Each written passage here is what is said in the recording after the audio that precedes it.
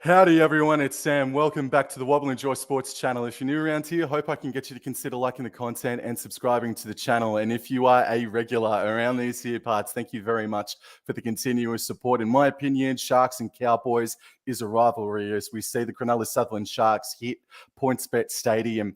And another chapter is going to be written between these two clubs, but with a little bit more emotion behind it. The Paul Green medal, the inaugural matchup for the Paul Green medal, will be awarded to the man of the match tonight. And both of Paul Green's children, Emerson and Jed, just led both clubs out onto the paddock in emotional scenes. I'm really looking forward to this game. Hold the ball, mate. How are you doing? What's the story, bro? How are you? Yeah, look, I'm good. Thank you again. And you touched on it, the Paul Green medal, a very emotional occasion. And again, just a new chapter in this. But yeah, again, thank you for having me. And I cannot wait to watch this game unfold. Always. And if you want to go check out Hold the Ball, if you're a new viewer of this, please go and click on the link that is in Hold the Ball's name in the title description. So we're just waiting for kickoff here. There has been a change with the Cowboys, with Granville starting in the lock position, Cotter starting from the bench. The Cowboys are going to be kicking off here, Hold the Ball, in just a moment. I don't know if there's a minute's silence. There is a Remembering Paul Green image up. So I'll just probably call me Jets here for just a moment. Hold the ball. Yep, they're going to have a moment's silence here, guys, and so will we.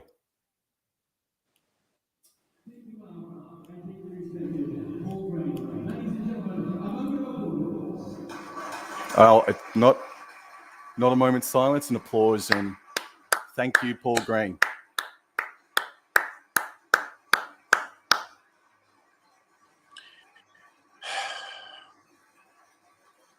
No, well done. It's a notion. It's something that the CEO of the Cronulla Sutherland Sharks actually motioned to have happen. The Cowboys said, "Yep, we'd love to be a part of it." And forevermore now, a match between the Sharks and Cowboys, the man of the match will receive the Paul Green medals. So fantastic stuff. I'm not too sure how we're lined up here, Hold the Ball, with being in sync with one another, but the Cowboys have just kicked off then, Hold the Ball. No worries. And receiving it is Kennedy, and now we have Hamlin-Uele with the ball in hand, who is absolutely monstered there in the first hit up there. 39:48 to go. Just gone on the clock there. Apologies. Anyway, Brayley here. Going left this time, off to Ramy. And again, Ramy, one of my favorite players on the Sharks, just personally. A very strong, robust center there for the Sharks. As the Sharks in the front foot here through not Madison, Nikota. Apologies there. Nikota. And going out left now, right this time through Nico Hines through the blind side here. And again, well tackled here, just over the halfway line here. Fourth tackle set now. And again, Raymond rushing forward here. Good meters made by the Cowboys there. 61 in that exchange.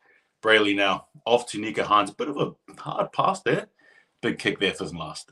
It certainly was. Nico Hines kicking it on the extreme right edge, attacking-wise for the Sharkies, but taken well there by Scott Drinkwater, a couple of meters out from his own try line. The ball goes infield towards Murray Taulagi, and he's met solidly there primarily by Cameron McInnes. Murray Taulagi plays the ball. The ball continues to go out right, and Carl Felt advances it over the 10-meter line by a couple of meters. Midfield, play the ball. What's the call here? It looks like it's going to be a knock-on by Kyle Felt, unfortunately. So them shoulders, better get ready defensively, Cowboys. Yeah, man. Just quickly, before we go further, mate, what's your tip for this evening? How do you see this game panning out? Hold the ball. Look, I understand for mine that the Cowboys are desperate here, but I just can't go past the Sharks at the moment. They're just very hot, in my opinion, and that's just the way I'm leaning for this game. Yeah, bugger. All right. Thank you, Jason Reeder. David Stevens is Wobble Enjoys my ultimate man crush. Thank you very much, mate. Thank you, mate. Take it away. Hold the ball. Hines now. Speaking of good-looking men, Hines with the ball off to Talakai. Wobble jaw. Sorry, that took me away there. I was not. That took me off by guard. Yeah, I wasn't ready for that. I was ready to. Yeah. Wow. Okay. There you go. Sharks on the board for a quick response there by Nico Hines off the scrum from Brayley. Nico Hines in a beautiful, almost virtually a drawn pass. And Talakai there collecting the cookies and scoring the try there. Sharks on the board. Wow, okay. You sort of mentioned the shoulders there, Waldman Jaw, but unfortunately, I don't think that play there was much used there. Again, not to be humorous there, just wow, slick play on football, slick play from the Sharks there. Very slick, mate. It was Nico Hines, the Dalian medalist of last season, that just absolutely stumped Petty Hiku and Chad Townsend into concrete, mate. Absolutely. So both of them went for one leg each, and one of them forgot to go up on top, unfortunately. Yeah, that's a real bloody bugger. And Era Costas immediately. Cronulla Sharks 4 points to nil after 3 minutes of play, mate. And this game is just not going. Look, if we get up and win, if we come back and make a game of it, brilliant, absolutely brilliant. I'll get emotional and whatnot. But if that's the way that this game is going to pan out, hold the ball, I'm just going to have to put a lid on it and weld it shut. So this game is not going to age me tonight, mate, unless if we come back and make this an absolute thriller. So 6 points to nil after 3.5 minutes of play, hold the ball. Yeah, well, yeah, look, one of your fans there just had a bit of a comment there about your looks, and I said, well, Nico Hines, speaking of good looking, and then bang. There you go, the Sharks scored a try. Yeah, so, but at least his good looks can actually score, hold the ball. Oh, gee whiz, the guy there with a mullet. That's a good looking mullet. All right, here we go. All right, Sharks to commence things again here. Kennedy off to Hamlin Uele. Virtually a mirror play of their first hit up there of the game. And again, only 4 minutes just ticking away now in the first. Now, again, Kato, oh my goodness, a penalty. Straight off the bat here. I'm assuming it was offside. Cowboys like a challenge, mate. We're just letting them get a good head start, hold the ball. That's it. Absolutely. The Cowboy spirit. We all know what you guys are about for sure. And we have Nick Cotter there with the ball in hand, and he's just going to try and drag the Cowboys over just the halfway line here. Again, Raimi acting dummy half. Goes up left here to Nico Hines, has been very involved. Off to Hamlin Uele. And again, your second receiver, a big prop. Gee whiz, you'd hate the sight of that. Here's the Cowboys again, that white wall there. Going out left this time here through Moreland. Moreland off to Galfusi here. But again, a good drag tackle there by Drinkwater to bring him down. Third tackle set him about 30-odd meters out from the try line here. And you have a bit of a darting run by Brayley, but he gets tackled. McInnes now acting dummy half at lock. Going out to Uele, who's been involved. And he just picks out a small target there again in Drinkwater. And he runs at him there. Fifth tackle set here, about 50 meters out from the try line. And going out left this time here for Nico Hines and a bit of a boot. What's going to happen? Oh, taken well there by Kyle Felt. And it's going to be a goal line dropout. Jeez, I'll argue it was a flop by the Sharks, in my opinion. Yeah, there's a case for a flop, but I just think the ball came down on the line upon initial impact, mate. Just got a question in the chat here again by David Stevens. Thank you very much for tuning in tonight. What's my beverage of choice? Oh, what's your beverage of choice, hold the ball? Well, I know what the answer is, but you can answer that one, HTB. Okay, it's just quickly, it's a non-alcoholic beverage. It's called Nort. Refreshing L. Anyway, sorry, with the ball here to commence things off here is Galfusi with the ball. Oregon Galfusi, again, a World Cup player there for Toa Samoa. Going out right this time here for McInnes. McInnes off to, again, Hamlet Uele. Another international player there as well. And we have Brayley with the ball in hand going out left this time here. Moylan, inside ball off to McInnes. And again, third tackle set now. The Sharks looking very dangerous. Nico Hines looking around here, darting. Off to Moylan. Moylan off to a big pass. Oh, my. Oh, there was a big run there by Wilton there. Going out right this here, short ball, and it's a bit of a fumble. It's a fumble. Ooh, gee whiz, the ref said not play on. Dearden with the ball collects it in goal, and he's running it. He's running. Oh, my goodness me. I think there was a knock-on by the Sharks. Oh, no, I think he gathered it in with about a millimetre of daylight. And I think Chad Townsend wants to get or the Cowboys want to get in a quick goal line dropout here. Hold the ball. All right, here we go again. The Sharks just looking very threatening, but a short dropout, but collected well there. Again, Nico Hines, goodness me. Here we go. About 10 meters out now. Shark with the ball in hand. Go out left through Moreland, off to Talakai. Talakai again, who made a bit of a run. Take him out. Yes, he is. There you He's go. out. He's for the Cowboys. Well done. Well done. Under all sorts of pressure there. And Tom did in saving the day with a kick by, I think it was Nico Hines or Matt Moylan, kicking behind the Cowboys defense, able to nearly make it. Well, not nearly, but yeah, now great effort there by Tom Dearden. Even better effort there by Chad Townsend, Peter Hiku, and Kyle Felt there to take out Talakai. So midfield on the 10-meter line. Grenfell plays the ball and the play goes to the left of the ruck a little bit. Murray Taulagi is only able to make a couple of meters. Robson goes back the other way to Peter Hiku. He takes it up over the 20-meter line. That's a nice run, initial first run by Peter Hiku there. Play the ball. Robson goes left this time and takes a dart out of dummy half and is able to attain 10 meters. Third tackle, midfield. Valentine Holmes starts out at dummy half, but he's nicely gathered in there by Teague Walton. 40-meter line, midfield. Fourth tackle, McLean. Able to make about 6 or 7 meters there. Robson waits at dummy half. Asking the question for the penalty. Chad Townsend receives the ball and drives it downfield towards Mulatalo. Hold the ball. Mulatalo there again, a very he's a charismatic figure in the rugby league world, should I say. And again, more than the ball. Going out to big Talakai. Talakai, goodness me. Fair effort there by Robson. To be fair, a hooker on a centre there. But mind you, Robson is no small fellow himself. And again, Wilton there with the ball charging in now. The Sharks making inroads. Third tackle set here now. Brayley goes out a big right pass. Off to Hemlin Uele now with the ball in hand. Sorry, Oregon Kaufusi, apologies. Fourth tackle set now. Sharks about 5 meters out from the halfway line here. McInnes here, flat pass at best, I think. Flat ball, just on the halfway line now. Fifth tackle set. Nick Hines rush for pressure, but he gets the kick off. All righty. So the Cowboys, it's a penalty. No, that's an awful decision. Cohen Hess didn't hit Hines late. That's what was the call there the other day? Zach Lomax on to Luke Keary. That was a rubbish call. That was a rubbish call, and that's a rubbish call. But that's a rubbish call, man. Oh, that's a dinner suit penalty. That's bollocks, that is, mate. You know, I've had my fair share of Wobbling going full on against officiators, so I'm going to sort of calm it down just a little bit as well, buddy.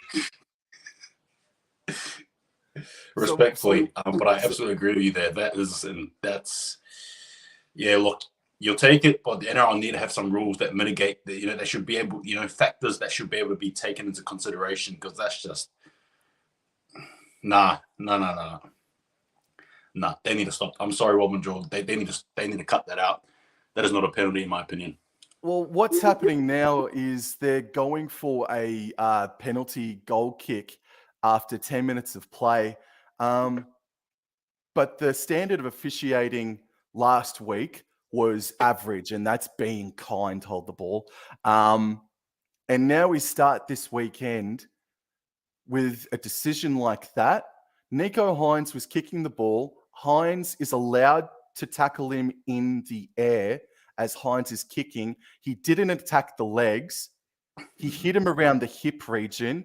And now the Cowboys are down 8-0. Look, their fault for being down 6-0, but that is an awful decision, whether I'm a Cowboys fan or not. Hold the ball. That's a disgusting decision, mate. Hey, I absolutely agree with you there, Walton Jaw. Absolutely is. But unfortunately, the NRL just going to tell us to keep quiet and just watch. Yeah, just accept what is thrown to us. But I'm telling you, I don't agree with it. I don't like it. And wholeheartedly, that was disgusting, actually.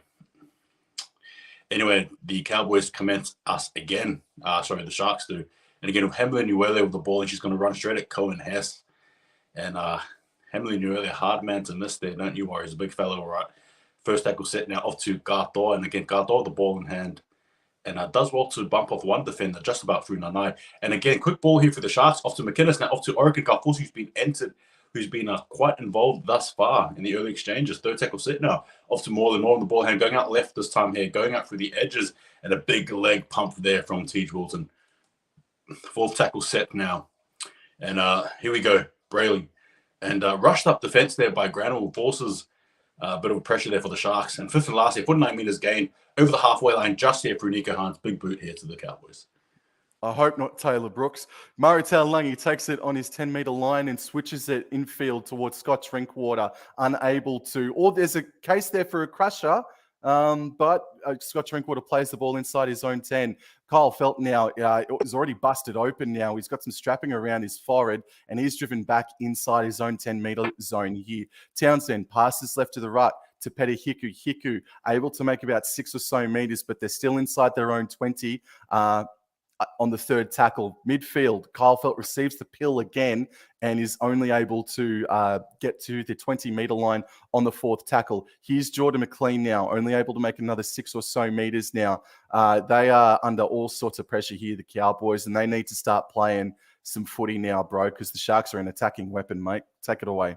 They absolutely are. And speaking of attacking there, Wobman Joel, Kennedy there, who steals probably about 40-odd meters in that run there. And now the Sharks in the front foot here, through the hands of Muri Talo, but again, well tackled there by Nanai. Now, again, rushed here by Brayley off the dummy half, off to, good run there by Nikora, but he's tackled well there. Again, the Cowboys white ball. Third tackle set here, and they're about 15 meters away now from the try line here. Nico Hines with the ball in hand. Off to Hamlin Uele. Oh, my goodness me. My goodness me. Bumped them off like nothing. Off to Nikora. And a bit of a kick. That's a try. But we're going to go. No, he's awarded it, but the bunker's going to have a look at it.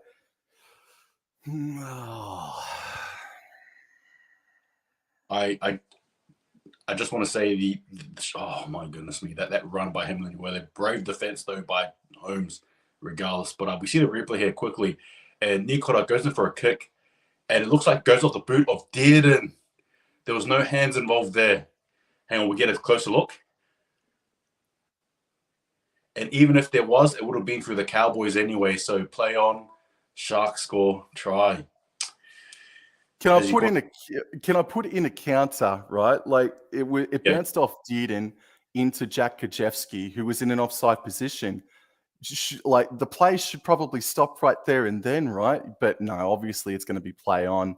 And Ramian scores a try, and the Cowboys have not travelled down to the Shire with the right mind frame, mate. And the bounce of the ball is just going to go against us tonight. So we now need to work extremely hard and hope that Nico Hines. Is that even a try? Did he ground that properly, Ramian, upon replay?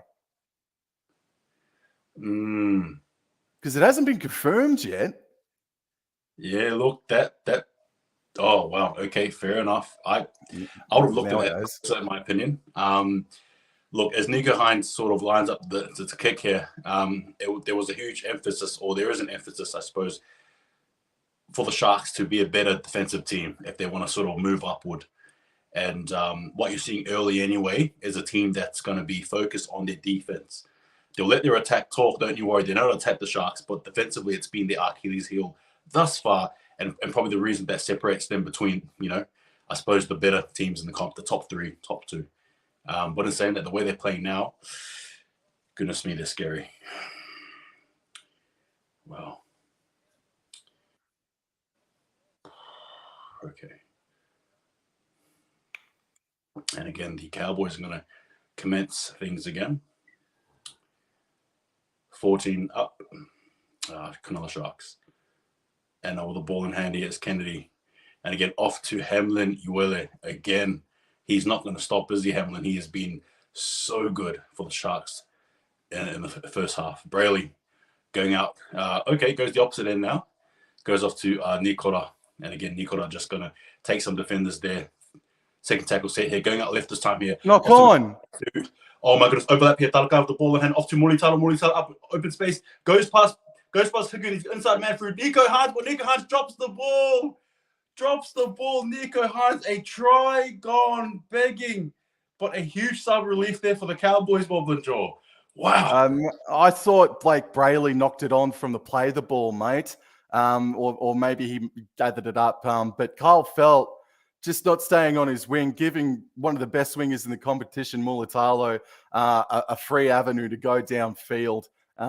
40 odd meters, mate. The Sharks running left to right are your television sets. And I think Nico Hines, honestly, for the player that he is, should have done a hell of a lot better in trying to catch that ball, to be perfectly honest with you, mate. So we're going to have a scrum here for the Cowboys, who have only completed 2 sets out of 4. The Sharks have completed 9 out of 11 sets after 16 minutes of play. Hold the ball. They're absolutely destroying us at the moment. But it's only early days, man. And we see Jordan McLean going up the tunnel. More good news for the North Queensland Cowboys. So Valentine Holmes offloads backwards. What's the story here? All right, so the ref's called held. Valentine Holmes plays the ball. And Cotter, is it? Cotter takes it up over the 40-meter line. Hess, in his 150th game for North Queensland, has stopped just short of halfway. But now through Chad Townsend and now Jeremiah Nene, and an offload too. They're going to go up over the 40-meter line through Scott Drinkwater, who offloads again. Robson cut out past to Valentine Holmes. Tries to put a bit of a shimmy on Jesse Ramian, but unable to get away from him. It's a 6 again now. Fresh set of 6 here. Come on, boys. You need to strike back hard now. Jack Gajewski approaching the 20-meter line. They're about 22 meters out here from the try line, the Cowboys. Midfield, Hess met quickly, solidly by Teague Wilton. He's able to get the offload out up to Jake Granville. Townsend, Cotter, shimmying, looking for the offload or trying to get the offload off, but cannot do so. Robson waits at dummy half. Midfield, decides to go left. Here's Townsend. He puts in a grubber kick on the 3rd tackle, man. We needed to build more pressure than that. Hold the ball.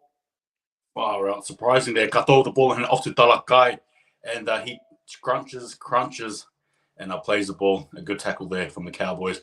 And again, Mulitalo the ball in hand. The Cowboys will do well to try and pressure him upfield and defensively just hold him there end if they can. 3rd tackle set here now. Moreland off to McInnes. Not shy of contact, is he? Is McInnes. He's a very strong enforcing player there. Mulitalo the ball in hand. Scoops off dummy half. Looks like the Sharks are just going to try and rest their players a bit here. Going to boot it down the field, I'd imagine here. 5th and last here. 31 meters gained.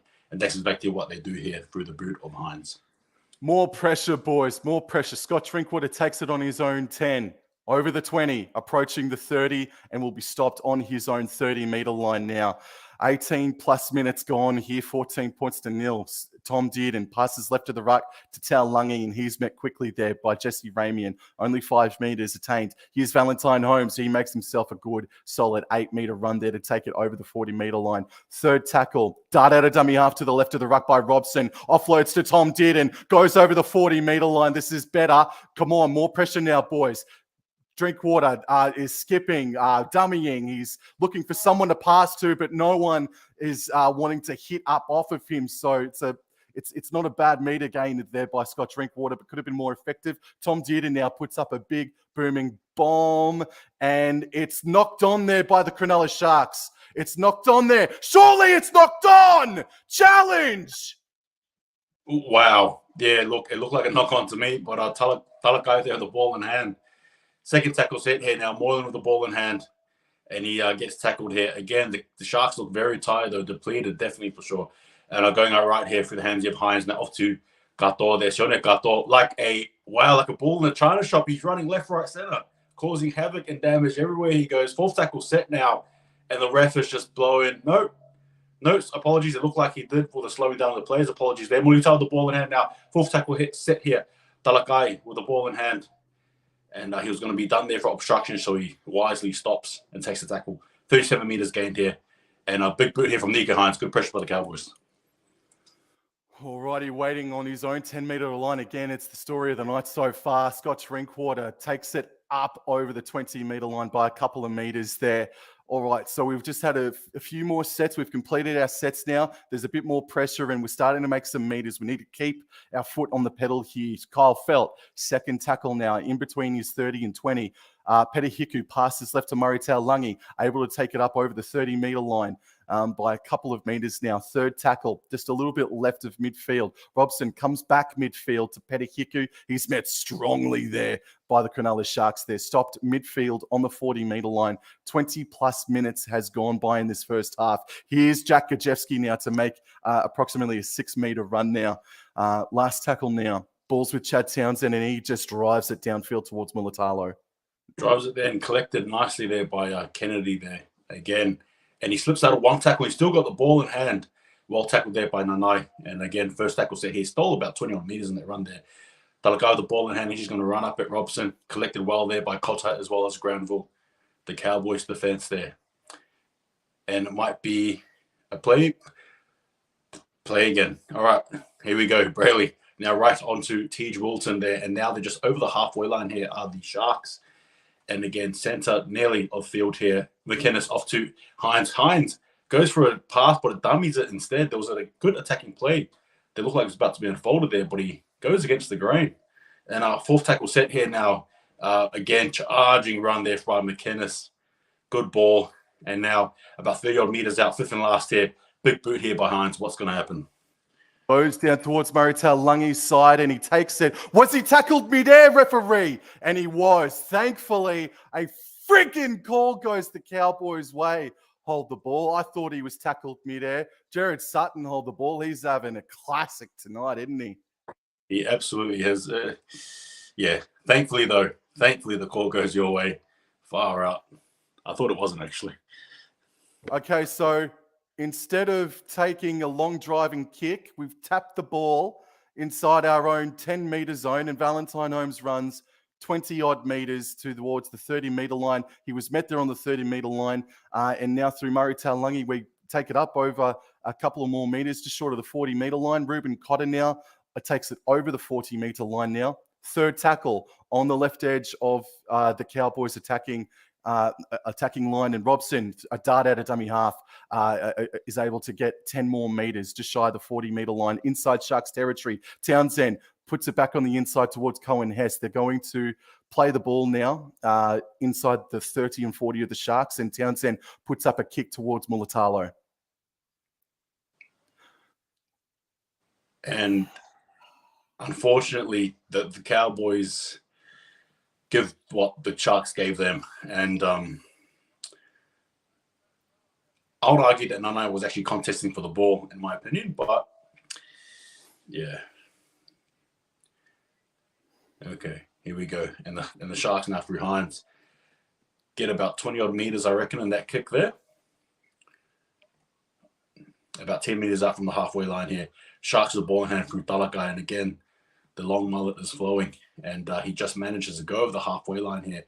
First tackle set here for the Sharks. Brayley goes up right here to Nico Hines. Nico Hines off to Kofusi. Kofusi handling Uele, and he's met well there by Robson, Granville, as well as Hess. And the three players there for the Cowboys do well to stop him in his tracks. Second tackle set here, going out right again. And speaking of big boppers there, Kofusi, the ball in hand again. Those two props have been absolutely sensational thus far for the Sharks in the first half. Going out left this time here, Moylan off to Hines. Hines off to Talakai, the ball in hand, steps inward. And again, nice wrap up there by Cotter, as well as Robson, who's been really involved defensively for the Cowboys. Very good there. And going out right this time here, Hines off to McInnes. Fourth tackle set here. Now, fifth tackle set, apologies. About 50 meters out now. What's going to happen? Bit of a kick here. The Sharks are lining up. Oh, and it's taken well there by Kyle Felt. All right, so the Cowboys again start a new set inside their own 10-meter line. Petahiku, though, is able to advance it over the 10-meter line. They're still all the way out on their right edge, just over the 10-meter line. Townsend, a triple cutout pass towards Dearden midfield. Dearden passes it. What's going to be the call here? It's play on. Went backwards, but the ball bounced forward. Jack Kajewski, good hands to take it up over the 20-meter line or so. Here's Jermaine Tornua-Brown, who's able to make himself 10 meters to advance it over the 40-meter line. Midfield, good cut up, first cut up by him. Cotter, Townsend, Jeremiah Nene, Petahiku. No one was with Chad Townsend to hit it up for him. So on the last tackle now, Scott Drinkwater on his own 40 drives it down towards the fullback. And collected there by Will Kennedy again. Over the ball in hand are the Sharks. And about 15 minutes to go in the first half here. Fruit Nico Hines acting dummy half, shown to Katoa here. Showing Katoa with the ball in hand. Tongan International as well. And second tackle set, as you see Galfusi on the screen. Again, off to Jesse Ramian, who has featured quite heavily, scoring a try himself as well, as he casts it just over the halfway line here with the ball in hand. Third tackle set, and the ref's going to say, redo that play again, please, Ramian. Now Brayley off to, this is 15 here, and that's Williams with the ball in hand for the Sharks. Coming off the bench there. Fourth tackle set here. Now we have Hines. And he goes for a kick here, and he got Moreland chasing as well as Hamlin-Uele trying to push Felt back. Oh. Well, and Kyle Felt's there to save the day again. Chad Townsend now long pass towards Valentine Holmes, but again, we're starting a set inside our own 10-meter zone. I was afraid of an ambush game here by the Cronulla Sharks after what we did to them last season in week 1 of the finals, and it is nightmare realised here at the moment. Scott Drinkwater only just gets out of his own 10-meter zone now on the 4th tackle. Townsend passes left, midfield towards Tanoa Brown, and he's smashed there by Britton Nikora and Robson now. They've only been able to make about 5 or so meters, and Townsend kicks it downfield, hold the ball. And Morley Tyler collects that ball there, and he runs himself there. First tackle set here over the halfway line to favorable position here for the Sharks. All got to be looking to do something here. 40-meter line now. Talakau with the ball in hand again is met there by Robson.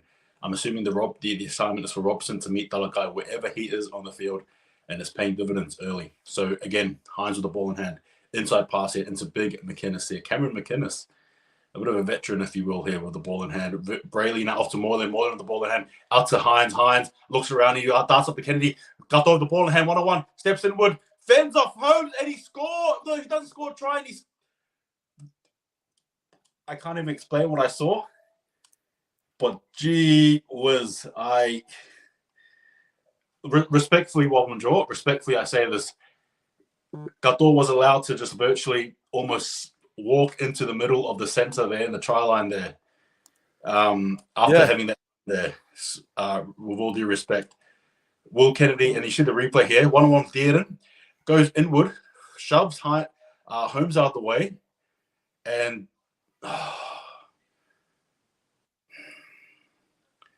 look, it was a good play there by the Sharks. Well managed there by Nico Hines. Again, eyes up 40, looking around, looking for the open space here. Kennedy with a beautiful, ball pass, and then Gato doing all the heavy work. And he dodged about 3 odd tacklers in that run there. And the Sharks, 18-0 up on the board, kick to come.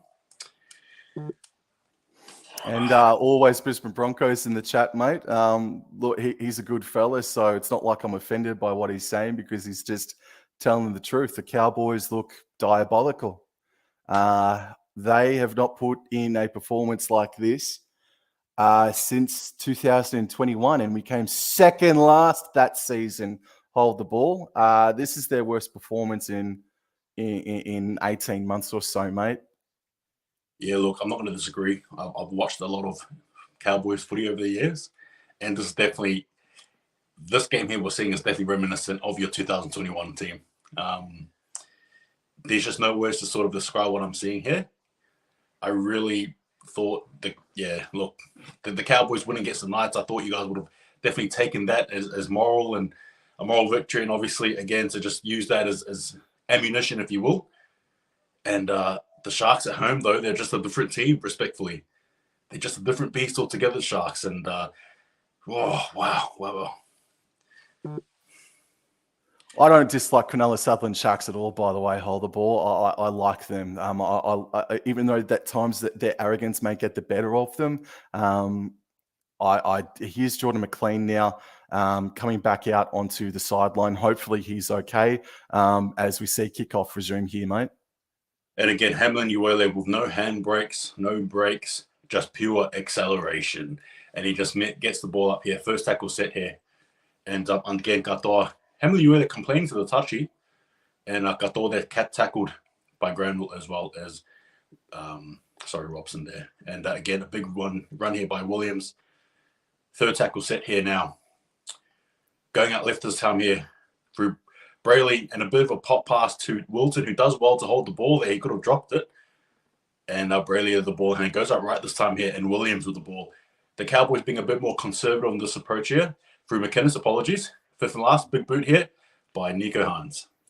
And underneath it, catching it just above beyond his own try line is Murray Taulagi. And he's looking for a way beyond, but he can't. And he's offloaded it in his own 10 to Valentine Holmes, who now takes it up over his 10 and is going to be stopped just short of the 20-meter line. I thought he was offloading to absolutely nobody, and now the ball's just flailing around on the deck. and it's going to be a penalty because Jesse Ramian, hold the ball. You were about to see the dark side of me just then. Oh, my God. Then now this time on a penalty, the Cowboys decide to kick for touch to get another 20 meters, and we're going to start a fresh set right on halfway. Quick tap taken there by Valentine Holmes. Need to score before halftime and not leak any more points in this first half. Did in midfield. Ruben Cotter now just decides to take it up himself and is pushed back a meter or so. So he's going to play the ball. The Cowboys are in Sharks territory. There's under 10 minutes to go now. Here's Tonua Brown, who takes it up over the 40-meter line. So they're about 38 meters out here. The ball's left. Dearden Dummies goes straight up the guts, and he's only going to he's tackled 14 meters out from the try line. Midfield, fourth tackle. Robson goes right. Lands in nobody's lap, and it's just a dead play. And it's the momentum with the Cowboys just died then and there. Townsend puts up a bomb. Cole Felt looking for Mulatalo, and he tackles him there. No bullshit here. Box him in, Cowboys. Defense. There we go. And Wilton on the ball there. What didn't gain virtually lost in the second play there for the Cowboys. And again, Hamlin-Uele with the ball in hand. No, apologies. That's not Hamlin-Uele. That's Royce Hunt. Big Royce Hunt. Speaking of big men, artillery coming through here for the Sharks. And again, Raymond with the ball in hand. Fourth tackle set here. Nearly somewhat busts the tackle there, but he's grabbed well there. And again, fourth tackle set here. And the Cowboys with the ball on front foot here. And here we have here again a big solid run. And Graham there, the ball just take things off here. 49 meters made. Fifth and last. Big good here by Hines. Here we go. And Scott Drinkwater didn't want a bar of it, but Will Kennedy's gone up and knocked it on. The Cowboys have started, besides penalties that have been given away, have started every set inside their own 10-meter zone. To their credit, sometimes they've been able to make over 40 meters, but here we are. They start on their own 10, and Murray Taulungi's tackled on his own 20-meter line now. I'll get to the comment that's in there. Peter Hiku now takes it up a couple of more meters. It's second tackle, midfield. Robson waits a dummy half. Passes left to Jordan McLean, who's back out on the paddock now. Maybe it was a HIA for Jordan McLean. Robson passes right to the right. Scott Drinkwater goes straight up the guts. Makes about a 15, 20-meter run. Excellent run. Let's capitalize on some of this momentum, boys. Robson passes right to the right. Cotter out the back to Townsend. Dearden waits out the back. On the right-hand side, he dummies. Goes over the 30. Cut out past the Carl Fell. He fends off Mulatalo and scores the try. They're back in the game now. Well done, Cowboys. 7 minutes to go in this first half. They get on the board. 20 points to 4. They needed that like they needed water, as if they were walking in the desert. Hold the ball. Strike me freaking pink. I'll tell you what, sometimes in the driest of places, you can find miracles, all right? And there we go. A good try there by Tom Dearden. And I'll tell you what, I love the shove that we saw Felt put on Mulatalo there. That was well executed. But in saying that, Dearden has been threatening. I'll probably say he's been the most threatening Cowboy with the ball in hand in this first half. And again, Felt there with the big fend off there, and well deserved. Sorry, hold the ball. I absolutely agree. Dearden has done some great things over the past couple of minutes. He even saved our bacon earlier on inside this first half. There have just been maybe 3 or 4 sets of 6 inside this first half where they have been able to break the line. They have been able to make 40, 50 meters coming out of their own end. And just some of that defense from the Sharks that's been on display over the opening 2 months of the competition. It's here and there. They're starting to miss tackles here, the Cronulla Sutherland Sharks, and they've been doing this all season long. So if the Cowboys can now watch their discipline, not get sin-binned, have Valentine Holmes score this conversion a little bit right off the goal posts, and he does. Even if we can even score another try before halftime, even if we don't, that just gets us back in the game, and it just gives me it gives everybody wearing blue, gray, and yellow a little bit more confidence going into halftime. Yeah, no, I agree with you. It's just about momentum. It's about trying to find your spots, and again, just trying to do something. And obviously, having a try there is good momentum there for you guys, and hopefully, you guys can capitalize. But again, I'm expecting a big response there from the Sharks, the way they've been playing. Alrighty, and to everybody that's just tuned in or is tuning in right now, thank you for choosing us to watch this Sharks versus Cowboys match. As kickoff resumes, Cowboys running right to left of your television sets, captured by Townsend. Here's McLean, and he is met by the Sharks just a little bit beyond the 10-meter line. 5 minutes to go in the first half. Balls with Jeremiah Nene, able to make only a few meters there. Midfield, second tackle, 5 minutes to go. Robson out the back to Ruben Cotter. He takes it over the 20-meter line by about 5 or so meters. All right, let's play a bit of footy here now, boys. Robson passes right to Noah Brown, and it's just a simple hit up.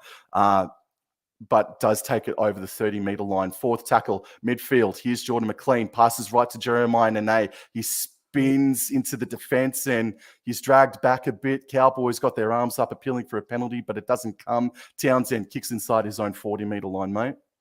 And again, the Sharks have the ball in hand here through Will Kennedy. And again, he's going to dart around. Nearly gets around, but his tackle there in the mix, about probably 59 meters in that carry there. More than acting dummy half. Goes out right to Wilson. And he's just going to pump the legs here. And the Cowboys will do well to pressure him up and keep him in. Going out here to Talaka with the ball in hand. And a big Tongan international here with the ball in hand. Going to carry it forward. And Blues rep through the hands here of Brayley. Going out right here to Williams. Williams with the ball in hand. And he's just going to carry it just over the halfway line. I think. Full tackle set here for the Sharks. Going out here.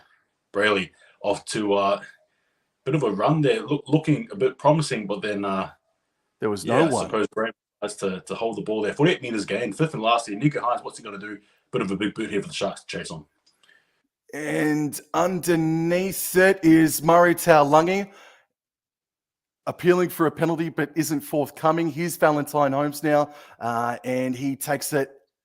Oh, he's going to be stopped on his own 20. On his own 20. Second tackle now. Midfield. Robson passes right of the ruck to Kyle Felt. That's a strong hit there by Wade Graham and Teague Wilton onto Kyle Felt.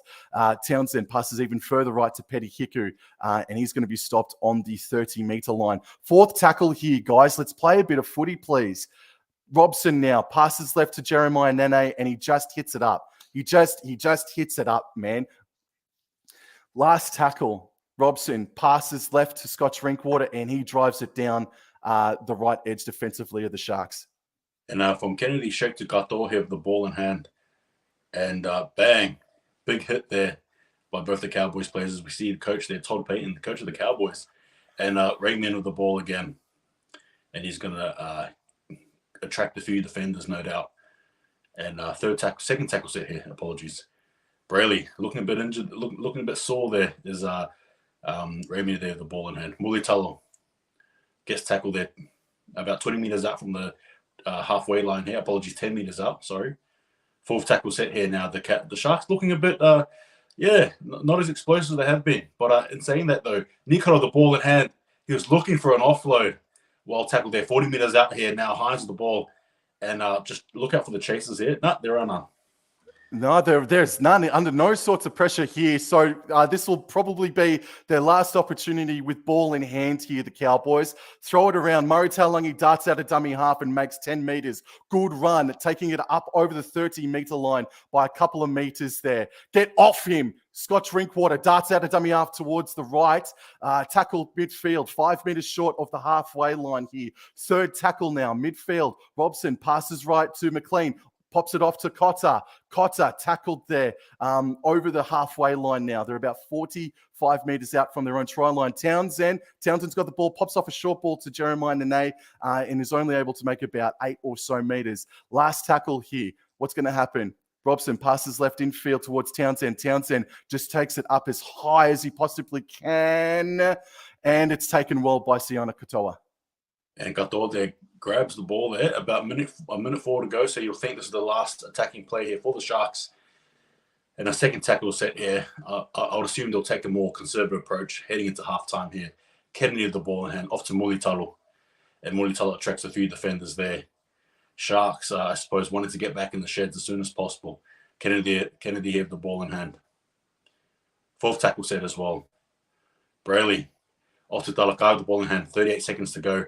And he's just going to charge it up forward here. And here you go. Cowboys actually get another chance with the ball in hand. Hang on. Nico Hines holds it up, but he goes for a bit of a kick, chases as well.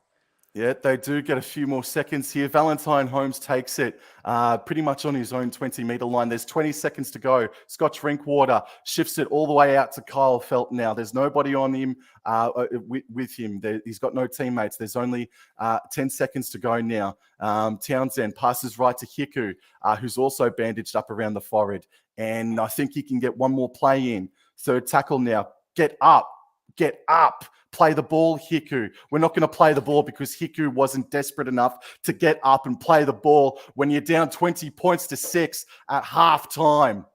There are microscopic positives to take out of that first half of the ball. But, oh man, a really disappointing start by the Cowboys. Oh, hold the ball. What's your reaction to that first half, bro? Yeah, look, I'm surprised. I'm actually surprised at the scoreline. I think it's more so the response from the Cowboys, you know.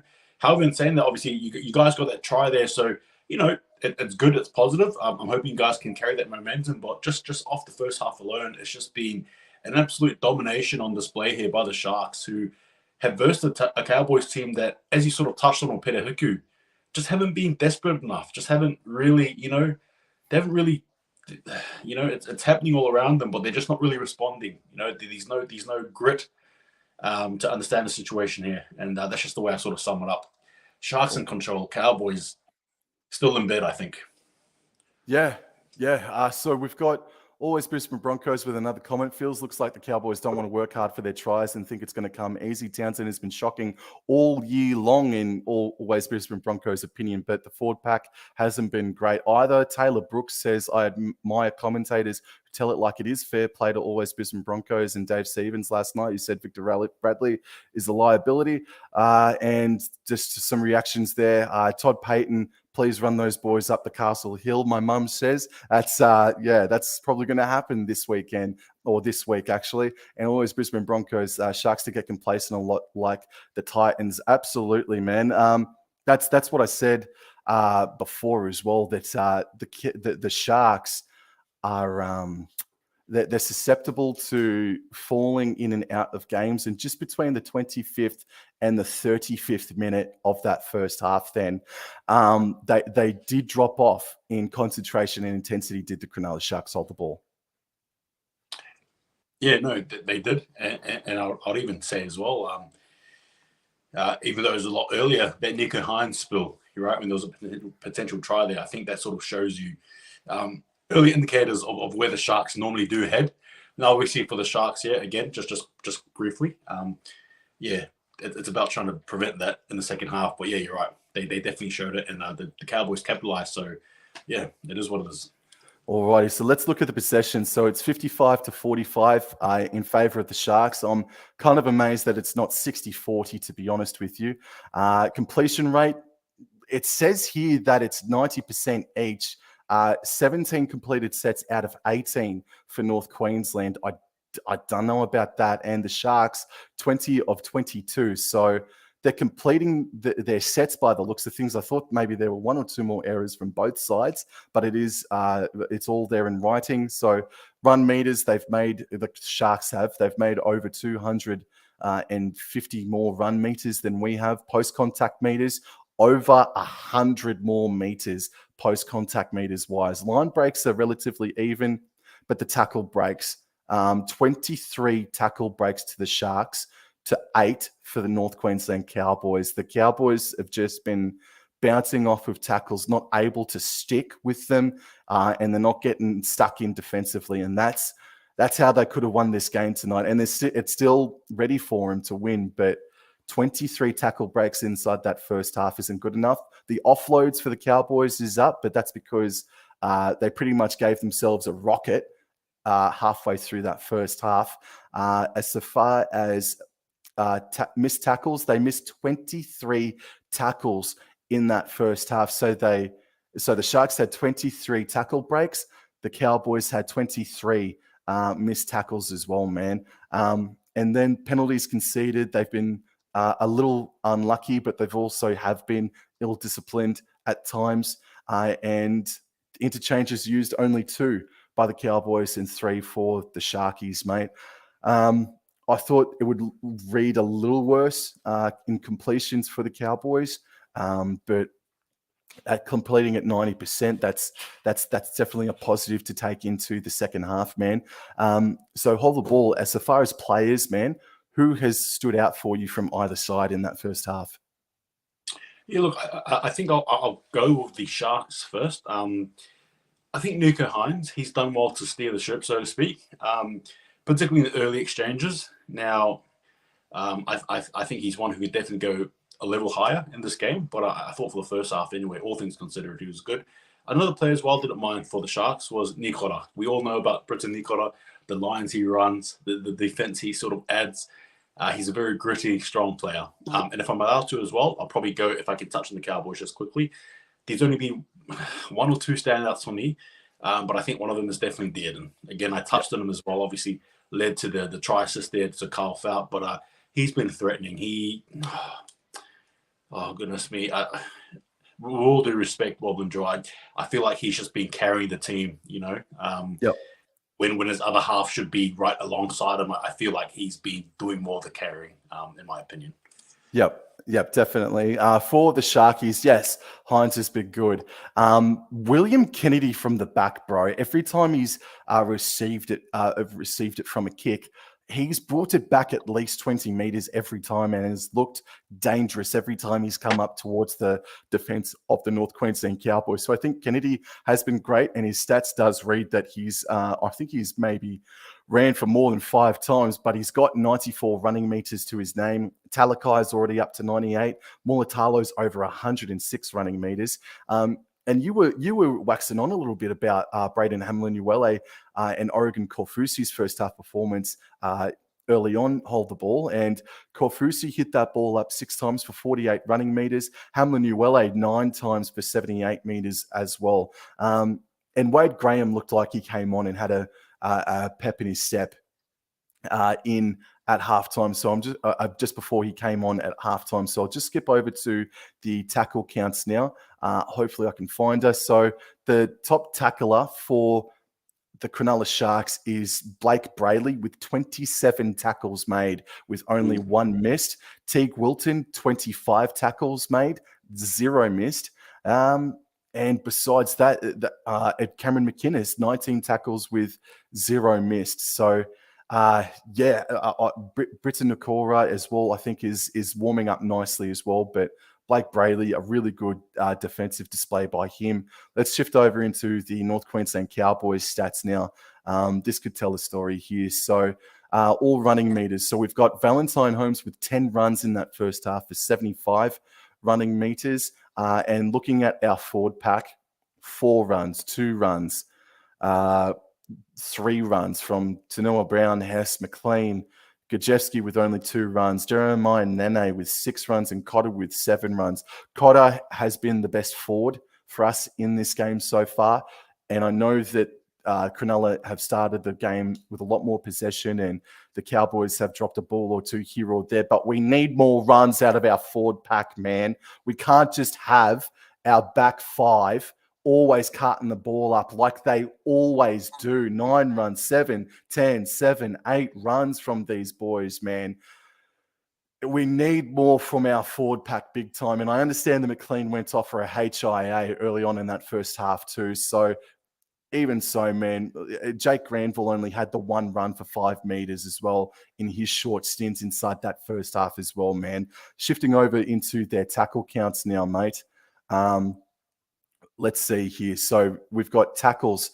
So Valentine Holmes has made the 1 tackle for 3 missed. Hiku 8 for 2 missed. Dearden's made 11 tackles. Reece Robson, 25 tackles made. Look, Dearden and Robson have just about been our best players in that first half. I'd say they are. I'd say Robson and Dearden are keeping our flame alive as far as this game goes. Cohen Hesto, 17 tackles for 1 miss. McLean, 17 tackles for 1 missed.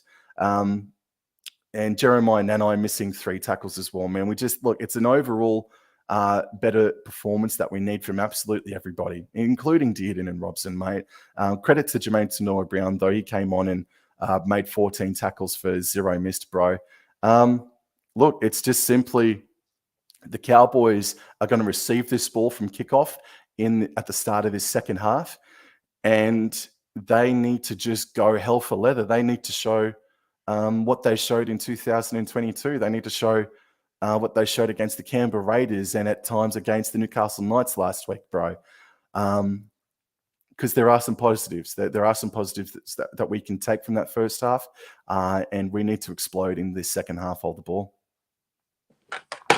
Yeah, look, I agree. If I can just sort of touch on the positives, I reckon that one of the positives I've observed, from the Cowboys is, I think in terms of the spine use, you guys have looked threatening. Obviously, you touched on Robson, you touched on Dead, and I think if Drinkwater can sort of get himself clicking as well, I think you guys are a definite chance, particularly, with the ball in hand.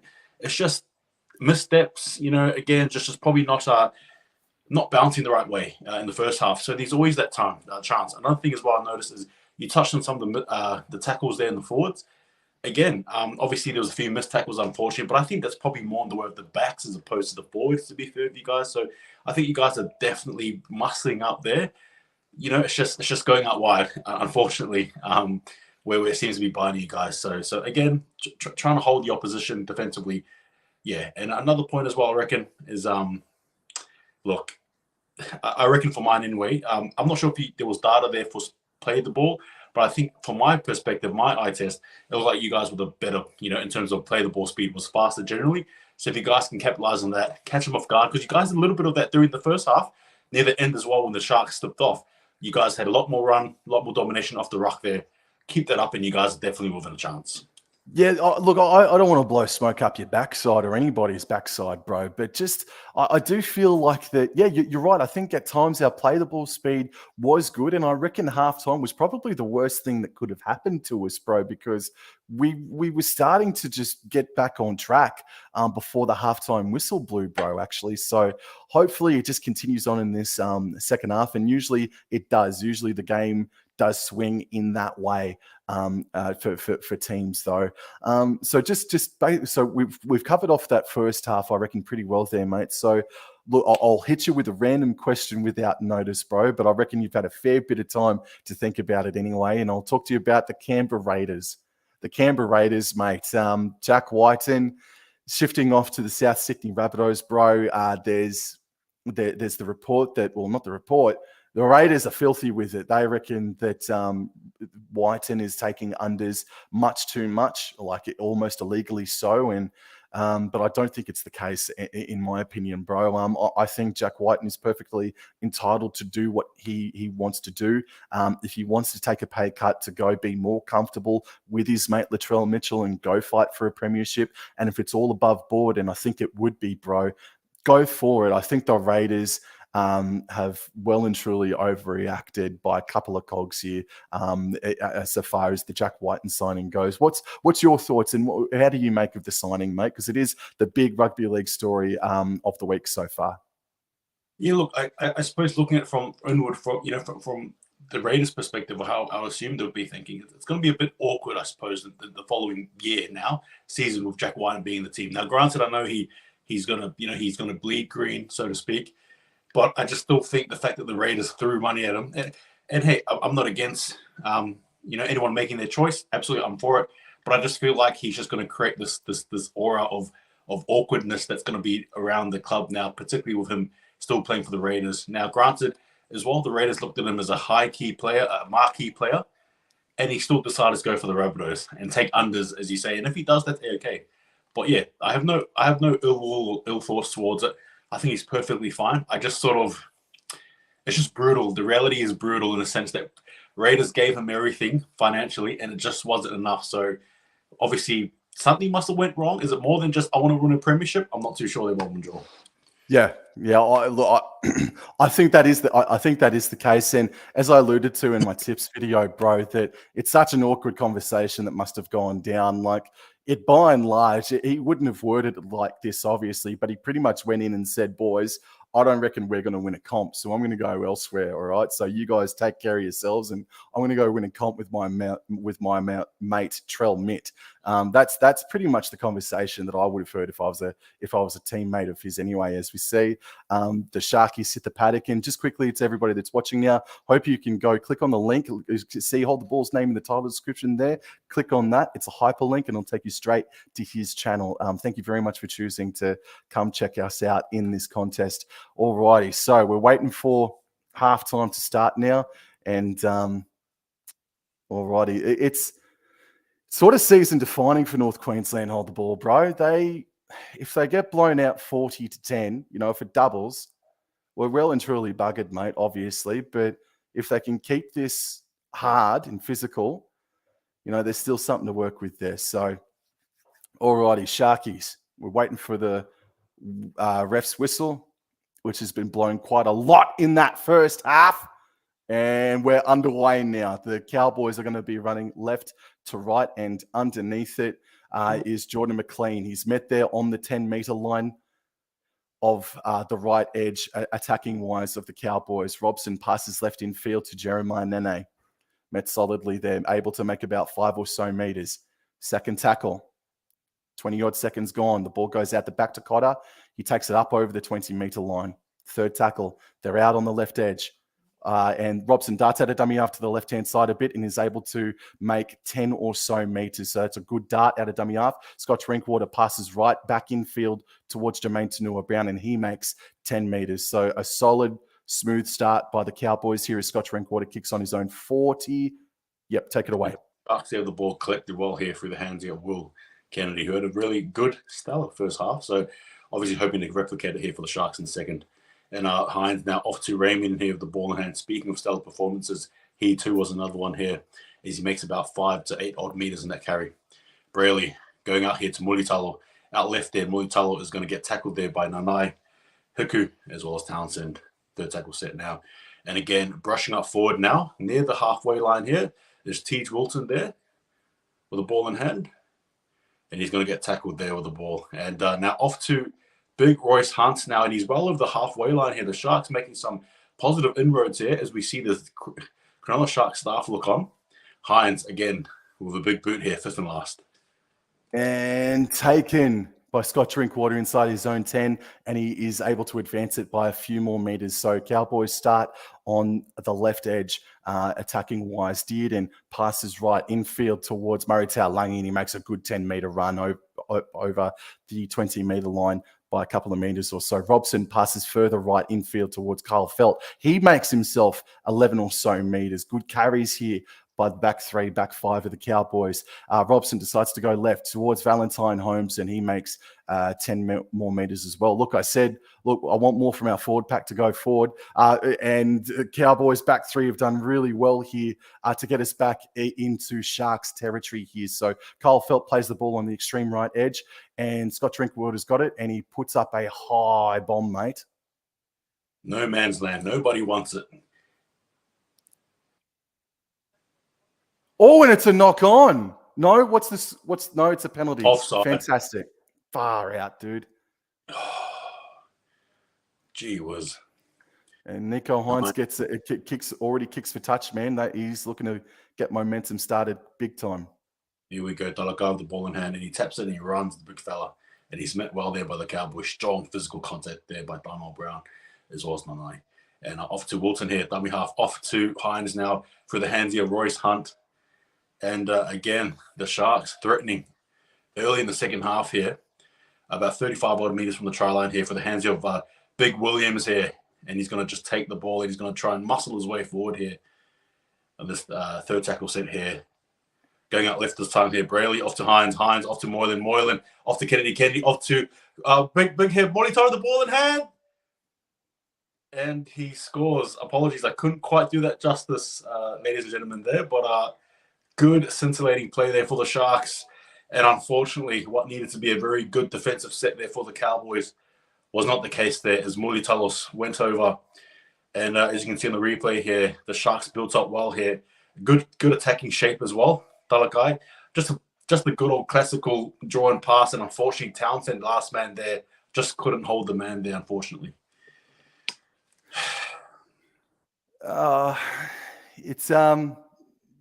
It could have gone our way with that kick Scott Drinkwater put in a couple of minutes ago on last tackle, and it ended up being a penalty to the Sharks, not the Cowboys. And unfortunately, Hiku and Felt both decided to come off their line and said, you know what, we're going to do this to try and shut down the play. And Chad Townsend, it's up to you, mate, if Mulatalo gets on the outside of us.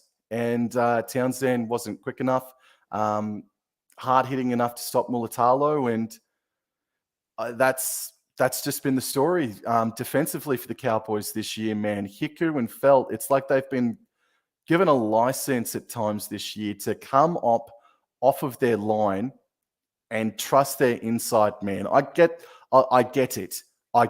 But I think teams have figured it out, and that's why we're going like bastards this year, because they say, right, you want to come up off your own line, you want to leave a bit of space on the outside for us. That's no worries at all, man. We'll burn you for pace. We'll make plays up, and we'll burn you on the outside. And that's what's just happened again. And with an attacking team like the Sharks, who are arguably the best attacking team in the competition, they're absolutely going to capitalize on moments like that where the Cowboys just leave way too much space out on the outside and leave it up for Chad Townsend to try and catch Mulatalo after he's given Mulatalo about a 15-meter head start. So after 5 minutes of the second half, it's 24 points to 6. And the Cowboys have kicked the ball off here. Kennedy off to a big Royce Hunt here with the ball in hand, and he's not going to stop. And he tracks about 3 odd defenders there and carries them for about 8 odd meters in that exchange. And again, Brayley going out this time here right through the hands of Katoa. Katoa again with the ball in hand. Try scorer to Brayley off to Wilton. McInnes off to Wilton now with the ball in hand. He's just going to try and pump the legs now, is he? And that's exactly what it does here. And about 12 odd meters from the halfway line here for the hands of McInnes. Apologies, Williams, and he makes a break here. Williams with the ball in hand, looking around left, right, center, tries to steps around Drinkwater just, but he's still not held yet with the ball in hand, and he tries to go for an offload, and he knocks the ball on. High tackle. You can't call that a high when he was already low on the ground. Referee, come on. You can't call that a high. No. Oh, gee whiz. Bob and Joe, I'm not playing devil's advocate purely because you support the Cowboys, but that's not a penalty in my opinion. I'm going to see one more replay, but to be absolutely frank, and that's a terrible attempted tackle by Jeremiah Nene. That's pretty much where it stops then and there. The NRL is getting so much softer with penalties this year, mate. So that's a penalty. That's a penalty by today's game, as we see Nico Hines line up for a penalty goal shot. But that doesn't happen. We're not in this situation. If we wrap the ball up, if we hit our man and make sure he doesn't make us embarrassing, make sure he doesn't make us look embarrassing in defense, man. That was straight up the guts by a jersey 14 player. And look, it's only 2 points, but it was 3 converted tries 60 seconds ago, bro. And now it's ballooned out to a fair 20 points. So, oh man, hold the ball, bro. Oh. Yeah. Again, a good bust there by Williams. Well, that's right. The Cowboys, unfortunately, just failing to hold their man there. And again, kickoff. And again, Royce Hunt is just going to be exact replicate here. And he rushed straight into Gazowski there. And Donald Brown, Taulangi. And again, scooting off dummy half is Brayley. But again, Taulangi says, nah, enough of that. Come back, son. Off to Brayley here with the ball in hand. Off to Newcotter. And Britton Newcotter, we all know what lines he can run. He's a good ball runner. Arguably the best in the second row. Going out wide here with the ball in hand here. Now Talaka has the ball in hand. Big fend off to Hiku. Hiku. And he runs and he runs and he runs. He stampedes his way over the halfway line here. Sharks with the ball in hand. And Amuli Tala looks around and he passes it out right. Nico Hines just barely grabs it. Off to Moreland the ball in hand. Bit of ad-lib stuff here.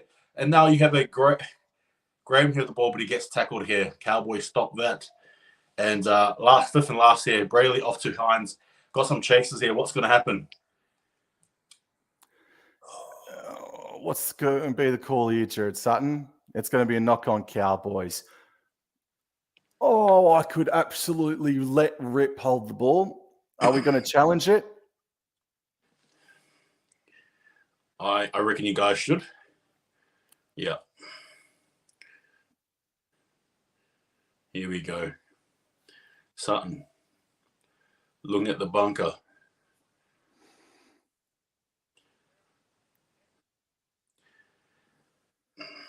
Here we go. I'm going to say it brushed off his shoulder, right? That's my assumption. It doesn't look like a knock on to me, but that's my. Does it brush off his shoulder? If it does, his bicep, right?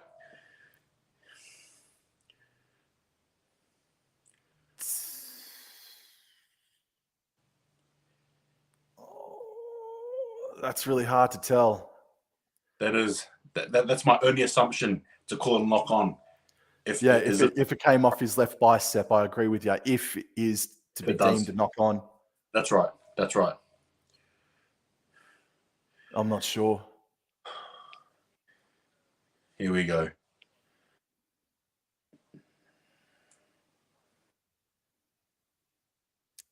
Challenge successful. There we go. Challenge successful. Fantastic stuff. Let's get back into the game. 20 points in 30 minutes. It is absolutely not impossible. Scott Drinkwater plays the ball, and here is Jack Gajewski now, and he's he's driven back beyond the point where the ball was taken, hold the ball. Valentine Holmes passes right of the ruck to Ruben Cotter. He makes about 6 or so meters. Robson waits a dummy half.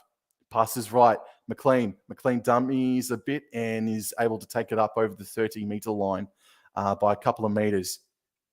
Play the ball.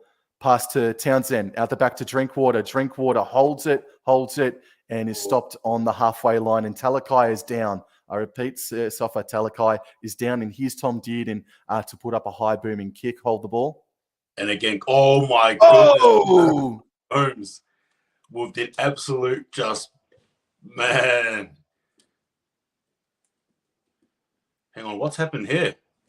Why is the ref stopping? That was a beautiful hit. Play on. No, it's the injury to Talakai. It's the injury to Talakai. Or is it because of the? Oh, okay. They're looking at what appears to be a leading forearm, incidental forearm, I might add, by Drinkwater. No. Wait, what? I'm confused. Yeah. There you go. All right. Oh my God! Breaking news. Chad Townsend's off. Oh, Chad Townsend's off. Tom Chester's on. And if this is a penalty that goes against the Cowboys, Gerard Sutton, I'm flying to you. Scott Drinkwater's on report. Oh. Chad Townsend off. Oh, my goodness. Oh, well, Joe, I'd love to get your thoughts on this. Just quick. Oh, my goodness. All right. Royce Hunt with the ball in hand. Wow. Alrighty. So, I don't know if it's a hooking. I don't know if Chad Townsend's injured or what have you. But Townsend is off. Tom Chester is on. I assume that Dearden will play at halfback, but I really don't know at this point. So sorry. I'm so sorry. Take it away. Hold the ball. No, you're okay. That's big news, though. Wow. Okay, going out right here with the ball in hand now. Hines off to Royce Hunt, and Royce Hunt's going to try and find a hole, and he does. Off to Brayley here. He's trying to run on, fend off, offload here to Will Kennedy. Kennedy, the ball in hand. Very eyes up footy here from the Sharks, and again, 40 meters out from the try line here. Going out left this time here. Sorry. Moylan the ball. Big kick. Chases. Oh, yep. Here we go. And it's going to be a set restart here. Moylan the ball in hand. And he just goes for a bit of a darting kick. Peter Hiku. But because of no advantage, it's going to be Sharks ball. Oh, Damn it. There's just nothing going our way, man. There's just nothing going our way tonight, bro. Like, yeah, okay, they probably didn't get a 10-meter advantage, but Moreland decided to put the kick in. God, I'm close to swearing, hold the ball. So we just saw an image of Chad Townsend then. He's got a bag of ice. So it looks like he could have done his hammy or his calf, but it is an injury. It's not hooking. We're seeing a captain's challenge here again, made by Scott Drinkwater. Hiku. He doesn't drop. No, he doesn't. Well, it's bouncing. It's bouncing. He hasn't. No, well, the cameraman lost sight of the ball there. We don't know. We're just waiting to see if he does secure it. No. Secure it. We're gonna see the other. We're gonna see the angle. Here we go. Yeah. Watch the goalpost get in the way. Hold the ball. No, it's just gone beyond the point, hasn't it? It's gone beyond the bloody. Oh, but it hasn't. I don't think it's touched the grass. I don't think the ball touched the grass. Took him a while to really super glue it to his fingers, but I don't think it's touched the grass. I don't know. I don't know why. It's inconclusive, isn't it? I think it's going to be Sharks ball. So it's going to be Sharks ball. Cowboys keep the challenge. That's what I think.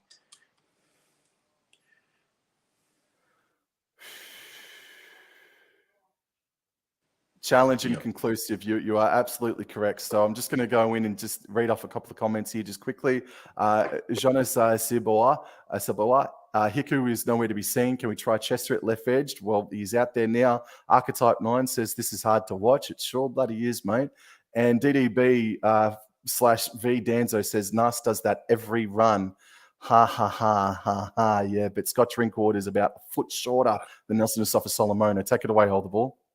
Yeah, don't talk about the Storm, please. All right. Oh, Hines drops the ball. First tackle play. Oh, wow. That's always needed. But I'll tell you what, the Sharks were looking threatening. And yeah, look, everyone's really high on Hines. I don't mind them personally. I'm not going to bag him. But I'll tell you what, he has this in his game. You know, with all due respect, he does. It's why I don't have him in the top players. No offense. But you see a bit of that from Hines, in my opinion. Alrighty, so the Cowboys, they start a set here on their own 10-meter line, but this time it's a scrum. Let's see what we can do here, man. The comeback starts now. Hold the ball. Kyle Felt takes it up by a further 5 meters up over his 10-meter line. And first tackle's gone. Play the ball. Robson passes left infield. Chester's got the ball out the back to Dearden, and that's beautifully read by Nico Hines. We've actually lost a couple of meters on that play there. Robson passes right infield to Murray Taulagi, and he makes about 8 or so meters. Stopped midfield on the 20-meter line. Robson passes right. McLean dummies and takes the carry himself, but makes 10 meters for himself. 30-meter line. Play the ball. Done. Short pass to... I think that's Cohen Hess that's back out on the paddock now. Yes, it is. Last tackle, 40-meter line, midfield. Scott Drinkwater drives it downfield. Hold the ball. Huge kick here. Now, Kennedy receives it this time here. Apologies. And he's running around, skirting around, and he gets tackled there. Probably made about 10 meters in that carry. Nico Hines here, acting dummy half. Off to Katoa here of the ball, and he's met well here. Thankfully, not the big hit there that was put on him like last time by Valentine Holmes. More than off the ball hits a big Hazelton, and we all these big raps about this big fella here.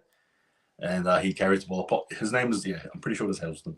And goes out right here now with big Wilton here with the ball in hand.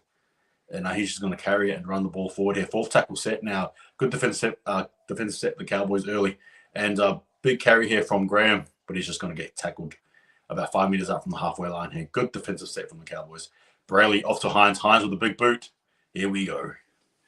All right, Murray Taulagi stands under it. And this time the Cowboys don't start a set of 6 inside. Oh, sorry, it's Drinkwater. Don't start a set of 6 inside their own 10, just inside their own 20 this time round. First tackle, midfield ball. Oh, no, Tom Chester was dummying and Cowboys make absolutely 0 meters off that play. Second tackle, 20-meter line. Petahiku now makes 10 meters, 30-meter line, midfield. It's the third tackle. I should probably change that banner just quietly. Jordan McLean pops an offload to Reece Robson. Reece Robson now is going to be stopped 5 meters over halfway now. Fourth tackle, midfield. Chester passes left. Done. Out the back to Dearden. Dearden to Scott Drinkwater. Back out to Valentine Holmes, and Holmes is stopped on the 40-meter line. Scott Drinkwater dummies, goes himself and passes back to Valentine Holmes. Holmes puts in a kick for himself, and it's going to be wrapped up there by Kennedy, mate. It was a messy ball, but it was cleaned up well by Kennedy. And Raymond with the ball and a big fend on Hess. What's going to happen? Oh, what's happening here? Oh, why is Mulitalo aggressive? Hang on. Get out of it, Mulitalo. What has Hess done wrong? What has Hess done wrong? I don't get Mulitalo being all fumed up here. Oh, he's tripped him. He's put the leg out, Cohen Hess. Okay. All right, I take that back. Apologies, Sharks fans.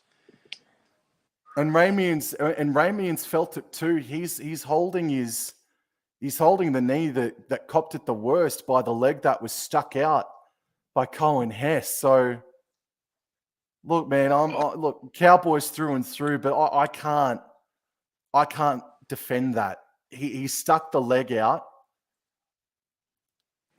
and he's been sent to the sin bin. No, Hess, no, you got no one to blame but yourself, mate. I'm sorry. I'm so sorry. I cannot defend that hold the ball. I can't. No, look, I agree with you. If the Warriors play did it likewise, Bob and Joel, it's just doesn't matter who does it in the game. It should be wiped out completely. It's not right. Gee whiz. I was wondering why Mulitalo was fuming, and you see the replay and you see why. Apologies to Mulitalo, mate. Yeah. There you go. And Nikota and the Sharks, again, take things off here. Bit aggressive here from Kotter, which is what the Cowboys need now with the Sharks threatening to play closer to their end here with the ball on the halfway line over. Big Hazelton here. And that's Thomas Hazelton as well, for you guys who don't know. Big up-and-coming player, that's for sure, for the Sharks here. Second tackle set here. Moreland the ball in hand. Good attacking shape there. And Moreland just takes the tackle instead. There was an opportunity there for a pass, but he decides to run the ball. Third tackle set here, about 30-odd meters now. Kennedy, bit of a short play here, short side play. And a well collected there by Nanai. Fourth tackle set here, about 20 meters out now. Brayley looking around. You see Will Kennedy darting around. Left, right, center.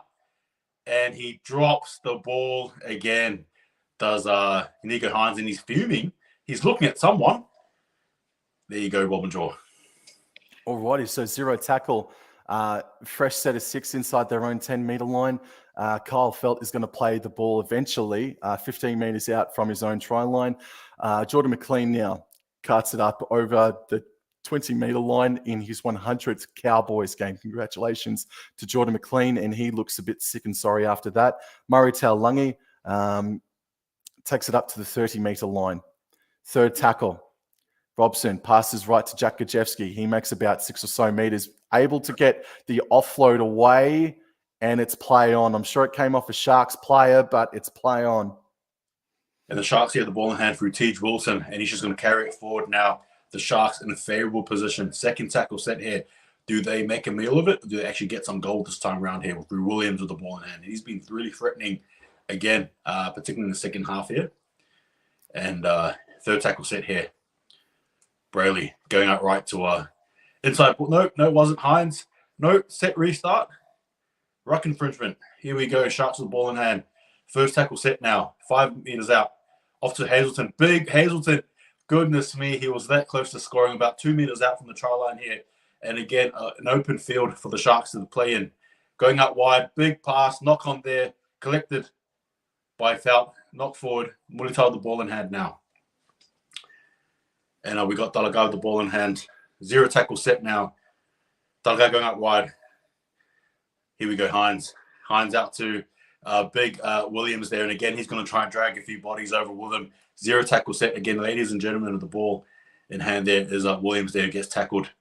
Brady looking left, looking right, and he goes out here opposite Hines. Hines off to the ball in hand. Good attacking shape. Dalakai shot out to Muli Talo. And Muli Talo with his, I believe, third try. So that's a hat trick there for Ronaldo Muli Talo, who has been sensational for the Sharks. And ladies and gentlemen, there you have it. The Sharks there again with, I suppose, the rub of the green, if you will, on some occasions. Making, finding gold in that play there, finding a try, and again, drawing the Cowboys in for that one there. Oh, hang on.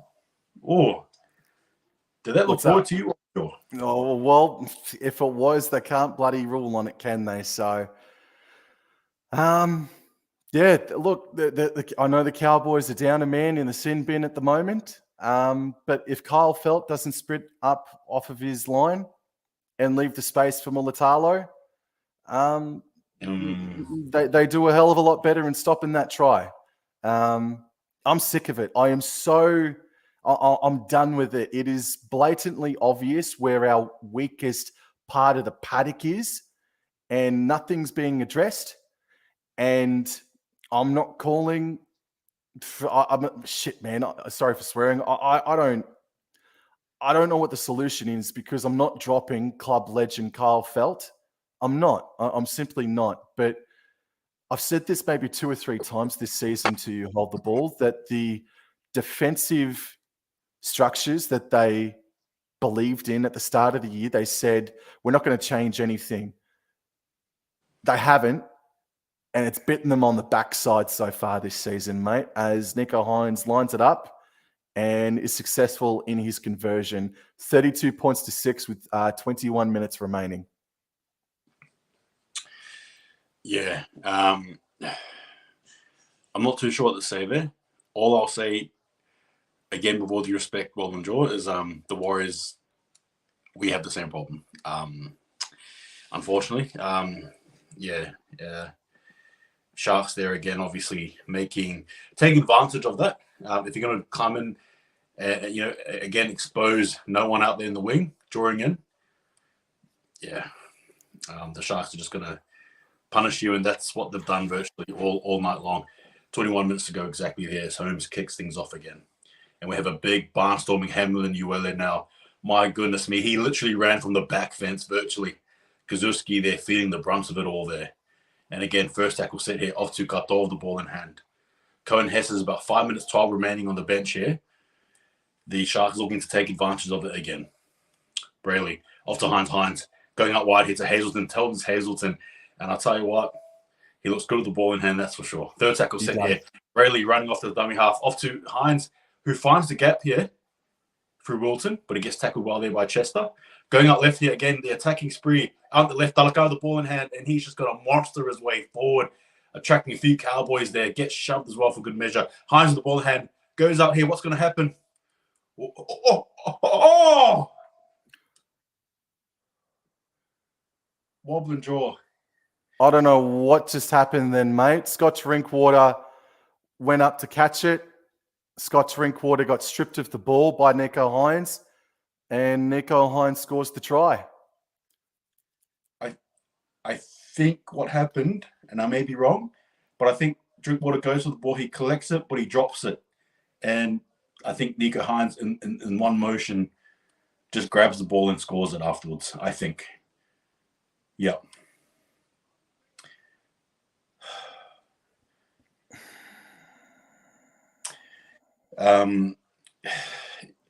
The Sharks, again, threatening, and the Cowboys, unfortunately, just not able to keep themselves composed. No. I take absolutely nothing away from the performance of Cronulla. I honestly do not take anything away from them, but the Tigers probably beat the Cowboys tonight based of our performance. Anybody beats the Cowboys tonight, blindfolded or with limbs lobbed off of them. I hate to say it, Even the Tigers probably beat us tonight, mate. Deplorable performance.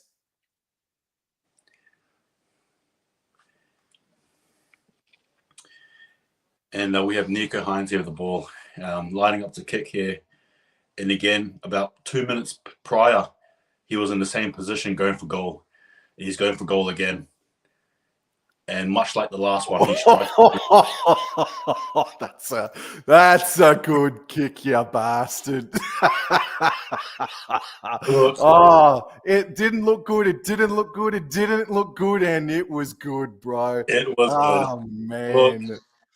Look, whilst I have you in a jovial mode, Wobbling Jaw. You reckon I'm bloody jovial? You reckon I'm friggin' jovial? Go on. Look, hey, I'm happy to make you laugh a bit there. I can't wait to see you next week. Magic round. Look, I look forward to it, mate. I honestly do.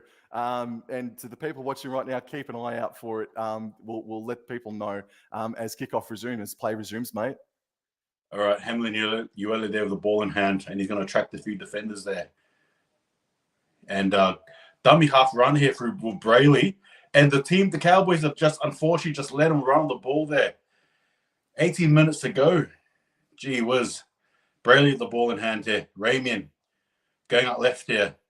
And again, big Thomas Hazelton with an one-armed offload. What's going to happen here?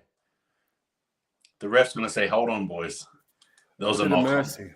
A bit of mercy shown by fellow bald brother, Thomas Hazelton. He knows what it's like to be bald at a young age, and he decided to take pity and mercy on my soul just then, bro. The Cowboys are let me rephrase that. The Sharks are 2 converted tries away from scoring 50 points on the Cowboys for the second... They're with 17 minutes to go, man. I will be apoplectic if that happens, bro. So the Cowboys win the scrum, first tackle, a little bit left of midfield, and Mitch Dunn, I think that's probably his first cart of the ball, first hit up of the night. Robson passes right to Drinkwater. Drinkwater stopped immediately.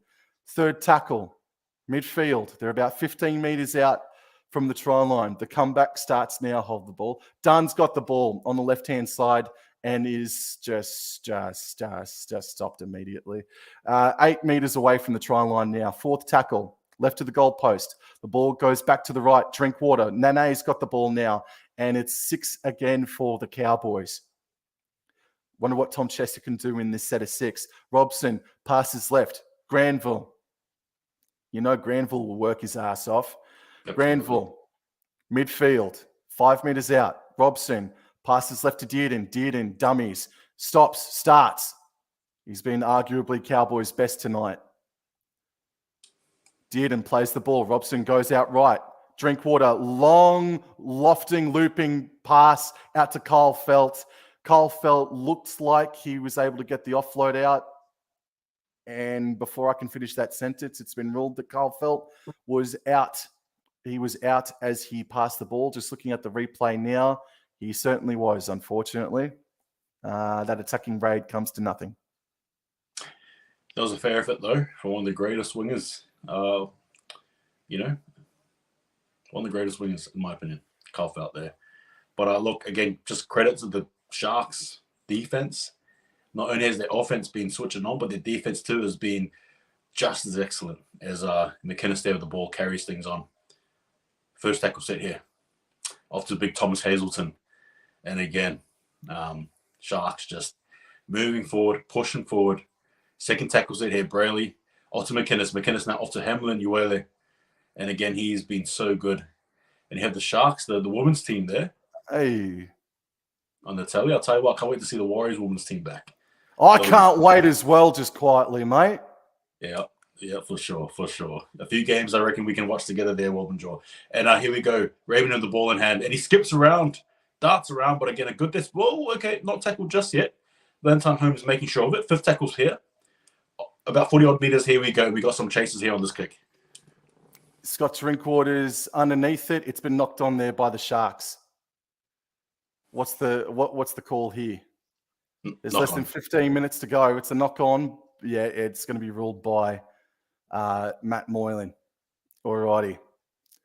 Again, starting a set on their own 10-meter line are the Cowboys. Murray Taulagi makes 8 meters and is stopped just shy of the 20-meter line. Chester passes right infield to Cohen S, and Cohen S is met immediately by Teague Wilton. Oh. On his own 25, Robson passes right, cutout pass to Jeremiah Nene, and Nene is able to make about 7 meters there. Third tackle on the right edge. Robson, long pass to Dunn, who's infield. Cutout pass to Jack Gajewski, and he just cuts it up himself. Stops short of the 40-meter line.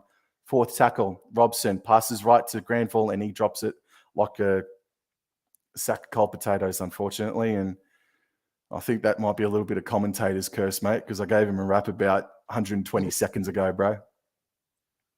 Yeah, well, there's not much there. Look, there's not too much there to say. I was going to try to add a bit of humor, lighten up the mood, but in all honesty, I don't think it's really necessary at this point.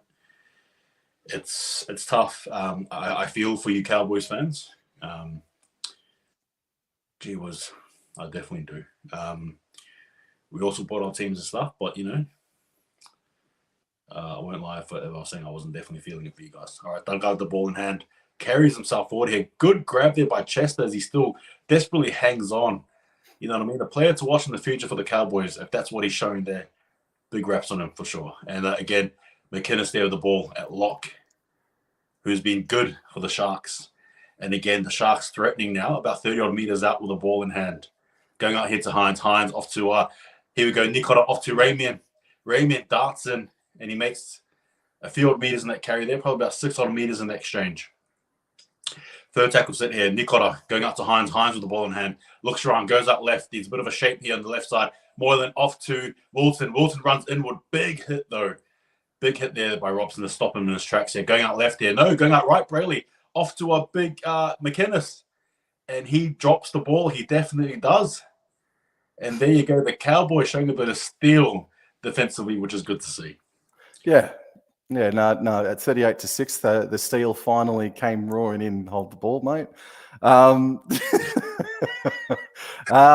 Dude, if you don't laugh, you'll friggin' cry. Like fair dinkum. Yeah. Fair dinkum. Look, let's just start touching on it now. Is the Cowboys win the scrum on their own 10-meter line? It's hard to say that you can make changes when we got injuries, and it's a really tough call to make when you've got a club legend like Kyle Felt or a legend in himself in his own right, Petty Hiku. That right edge needs immediate attention. The Cowboys now second tackle, play the ball on the 30-meter line. Granville's got the ball deared in, out the back to Chester. Chester smashes his way up forward. But I think there's a massive decision that is looming in the next fortnight or so if the Cowboys don't improve their performances, bro. And we'll have to start on that right edge. And now that Chad Townsend's going to be out for the next X amount of weeks, there will be automatic changes, bro. All right, so we've got a 6 again. We've got a 6 again here, and Jared Sutton's just holding the whistle in his face. It's a penalty. Sorry, dude. It's a penalty, and there's going to be a challenge taken here. But sorry. Go ahead. Hold the ball. I'm sorry. No. Apologies. Quickly, I think it could go either way. 50-50. Pirihuku could make a case that Mulitalo had held the ball. Mulitalo can make a case that he was tackled and he didn't get a chance to really get a good crack at the ball. So it depends what the bunker thinks here on this replay. Now, isn't it the rule that as long as you touch it first, you're allowed to then make contact? And I think Mulitalo touches it first, and then Hiku comes in and makes contact. It's unsuccessful. I don't know anymore, mate. I just don't effing know. Gee whiz. That's standard NRL rule would say that Mulitalo's technically in the wrong because he's already touched the ball, and if it goes forward, it goes forward. Anyway, the Sharks have the ball here. 10:26 to go in the clock, counting downward. And again, McInnes is going to spin his way around. First tackle set here, and about a good 35 odd meters from the try line here. Hamlin Uele, as he's been doing all night, is just going to rampage his way forward, creating momentum there for the Sharks, getting the front foot off the rock there. Going up right here, Moylan off to the hands here behind Tynes, off to a big rampaging Nikora. But again, he's sealed up well there by the Cowboys. Third tackle set here. And his knee, no. Oh, no. All right, so play is going to be stopped here. Hoping it's just a cork. Like, corks can obviously suck real hard, man. But hopefully this is just a cork and not too much damage has been done here to Britain Nikora. I'm not a fan of watching these replays. Obviously, they try to get the viewers here to see where the point of contact looks like a cork. Eh?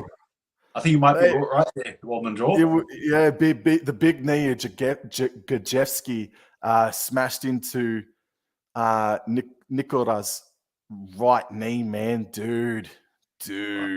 Ow. Hopefully it's just a cork. I think look, I'm no physiotherapist. You know, I'm no doctor, but it just appears to be that way. Yeah, okay. I think with 10 minutes to go, you're fine to take Nikora back to the sheds and get him scrubbed up. He's had a good outing tonight.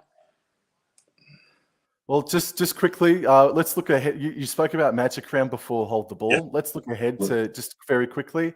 The Sharkies are going to take on the Dolphins next Saturday afternoon, and the Cowboys are going to take on the Roosters next Sunday afternoon.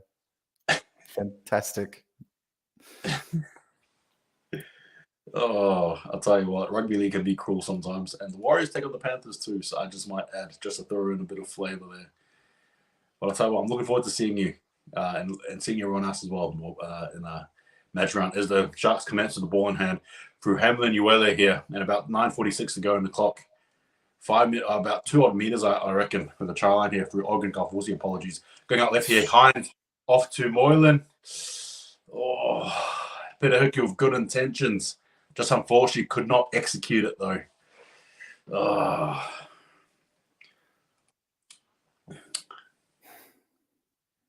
Sorry, hold the ball. It's so hard to talk about Petty Hiku, mate, because he was a top 5, maybe top 3 center of 2022. He was outstanding last year, and it's only been 9 weeks into the season, and to be so harsh on him would be all too cruel. Is Cronulla? Oh my God. Oh.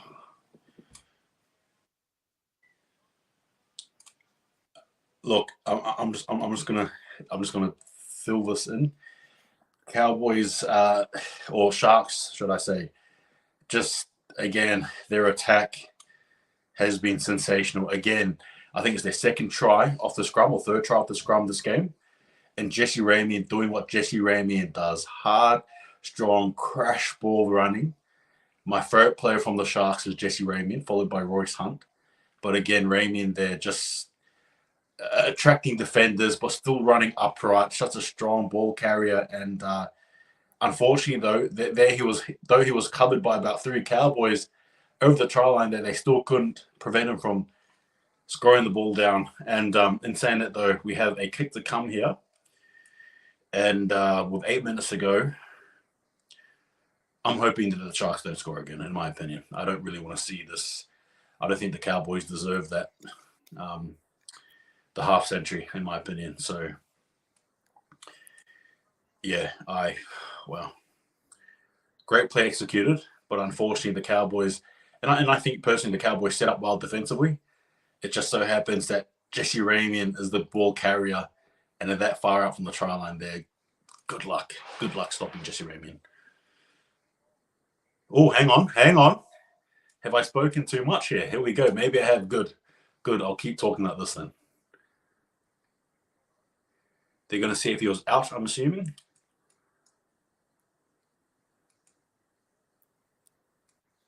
What? I think there's a knock on. I think there is a knock on. ironically saved by Dearden.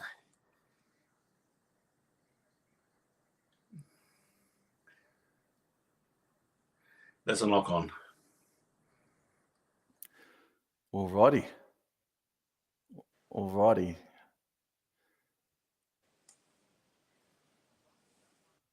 No try. There you go. Good go. stuff. Hang on. Yeah. Alrighty. So play resumes here. The Cowboys running left to right of screen. Kyle Felt, 0 tackle, plays the ball midfield on his own 30. Petty Hiku now takes it up a further 8 meters and is stopped just short of the 40-meter line. Robson now passes to Taulungi. He makes about 5 or 6 meters. Second tackle, 5 short of the halfway line. Robson passes left to Cohen Hess, and he makes another 6 or 7 meters just short of the 40-meter line.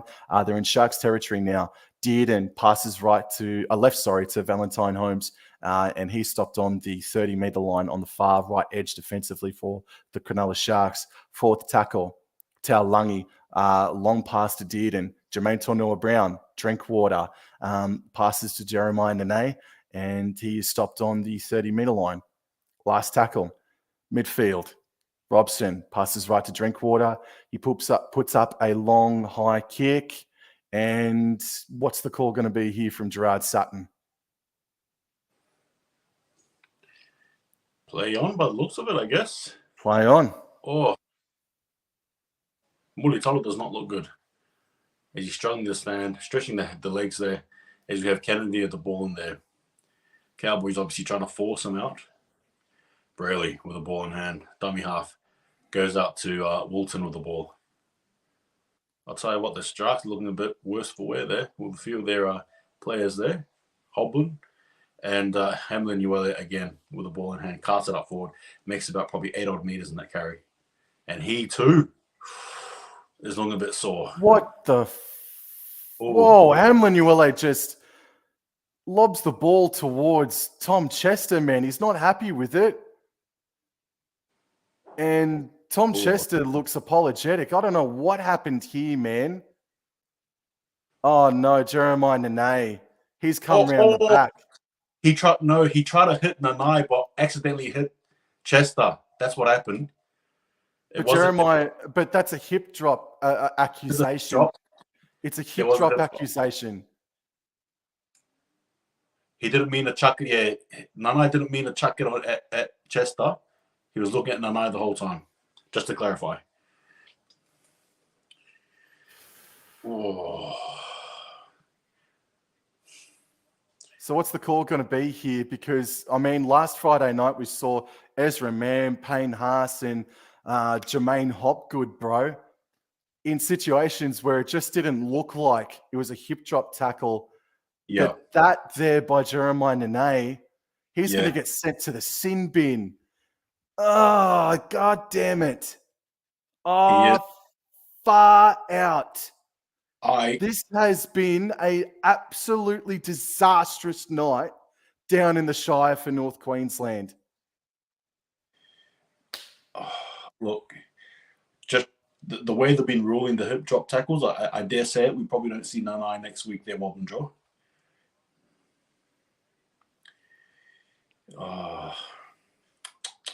Damn it.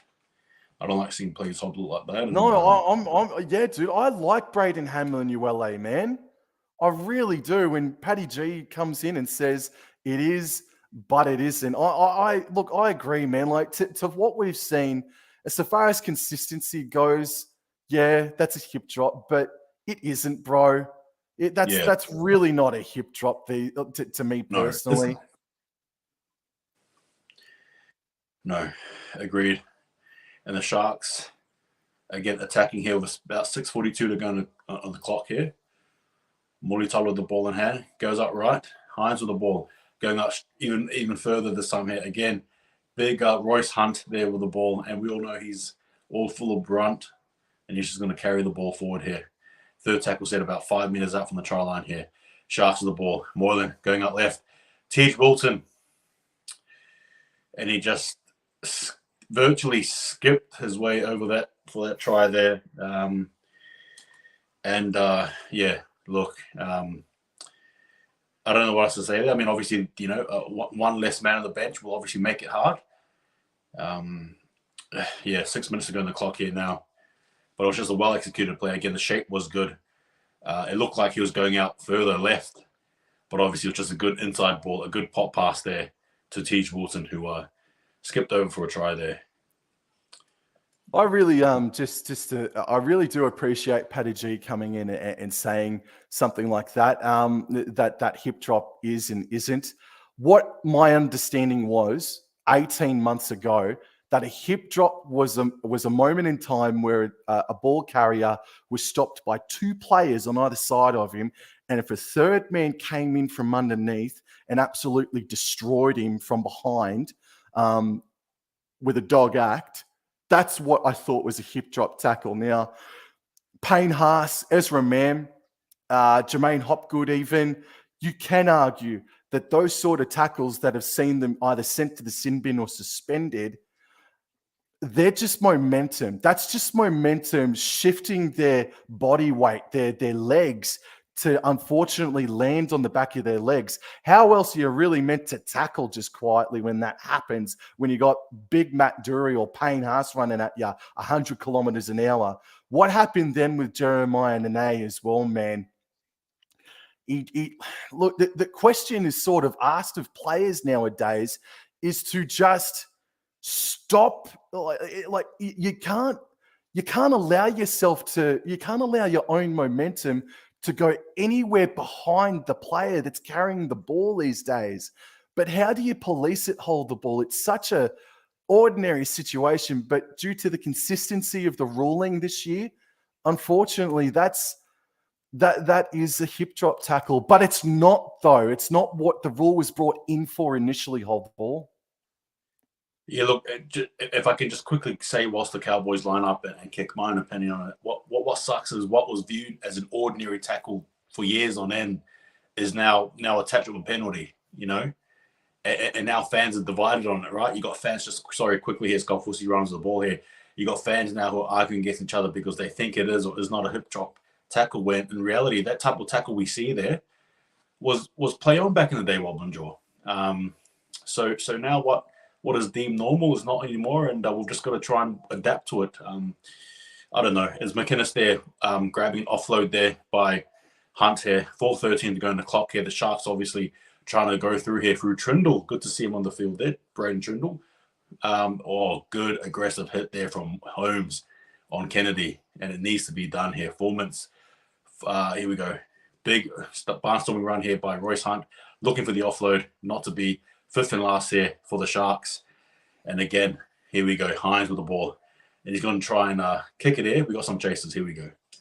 And Murray Taulagi catches it. And I swear to goodness, I swear to everything that this is the first set that the Cowboys have started inside their own 30-all game. Is they start playing some footy. Scott Drinkwater with a massive cutout pass to Hiku. And Hiku comes back out to the other side of the paddock. And Hiku, it all pretty much dies where it all started with Murray Taulagi. But Hiku plays the ball on the second tackle. Holmes only able to make about 5 or so meters.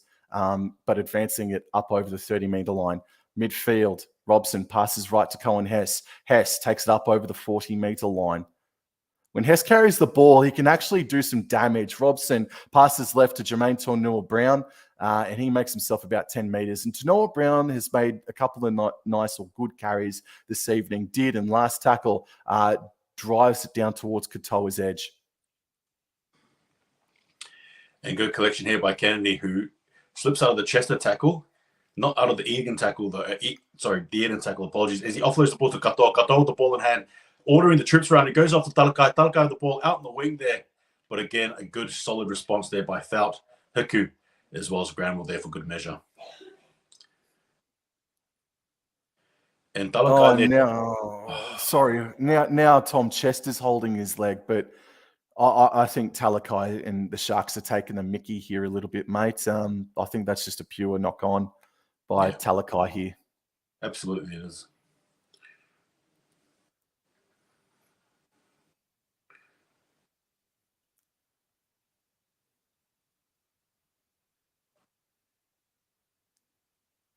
See, in that instance, Talakai is looking to put the ball on Hiku's foot, in my opinion. Maybe that's through biased eyes. And the challenge is unsuccessful. Now Tom Chester's going off with an injury. Hold the ball. Do you want to stick around for a rant after this, mate?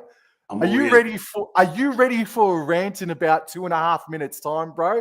Because, ladies and gents, whoever's watching this right now, tell your mates, Sam's going to go absolutely apocalyptic on the North Queensland Cowboys and the refereeing in about 2.5 minutes, bro.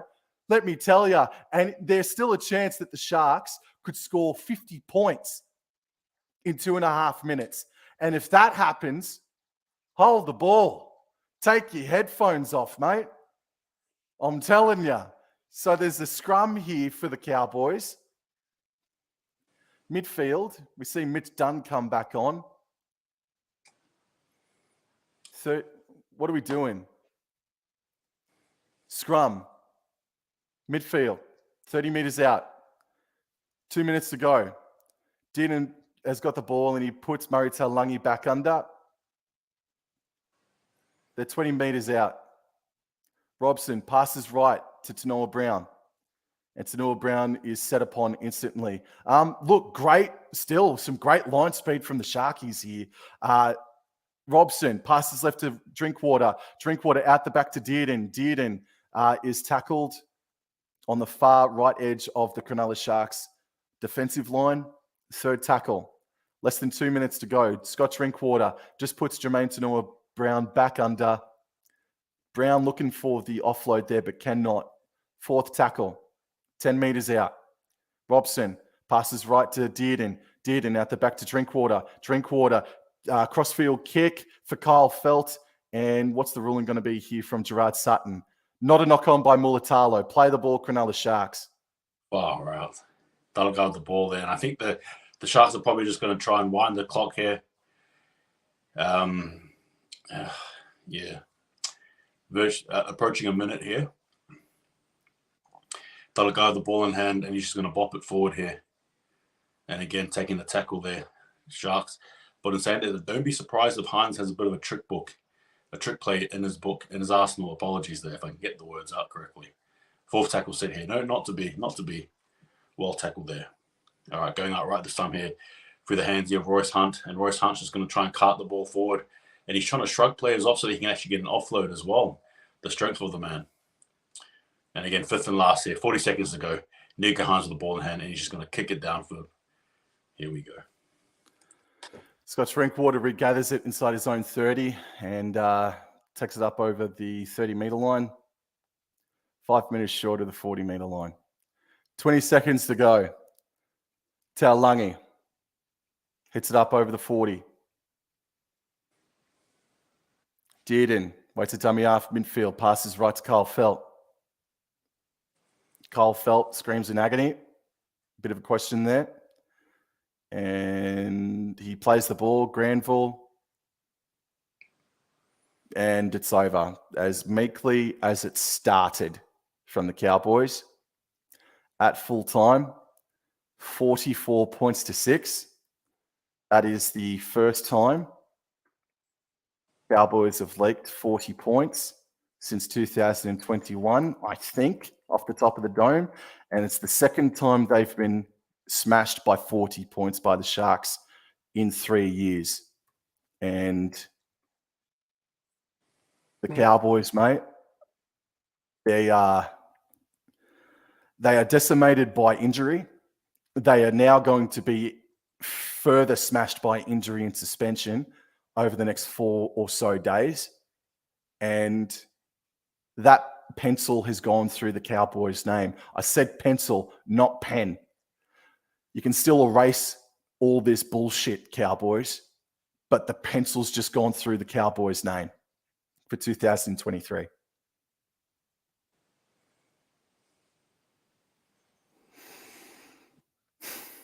What's your reaction? Hold the ball, bro.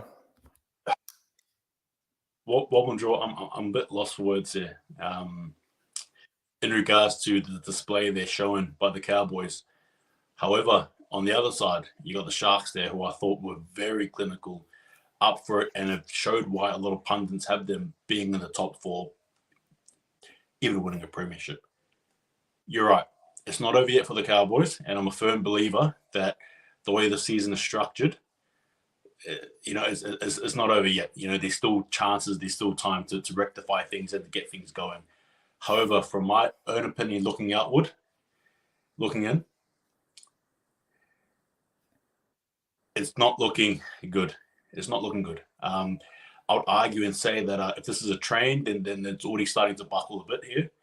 And it's probably on the verge of catastrophe, just to use that analogy there. Hats off to the Sharks, but you sort of touched on it briefly there in the end. You said, it was a bit, I'm not sure what word you used in the end there, just paraphrase you, but you sort of said it was weak, it was meek, right? Weak. That, from the way it started is the way it ended there with the Cowboys with the ball in hand there. And no grit, no gusto, no bravado, all those words there. It's I'm shocked actually, Bob and Joe, just to be with all due respect, because I see the Cowboys as a much better outfit than what they're performing and showing, for sure. They only lost Hamaso Tabuai-Fidow and Tom Gilbert over the off-season. And we attained Jack Gajewski as well and James Tarmo over the off-season. That's only 2 players to come in and out of the squad by and large to a team that went to a preliminary final.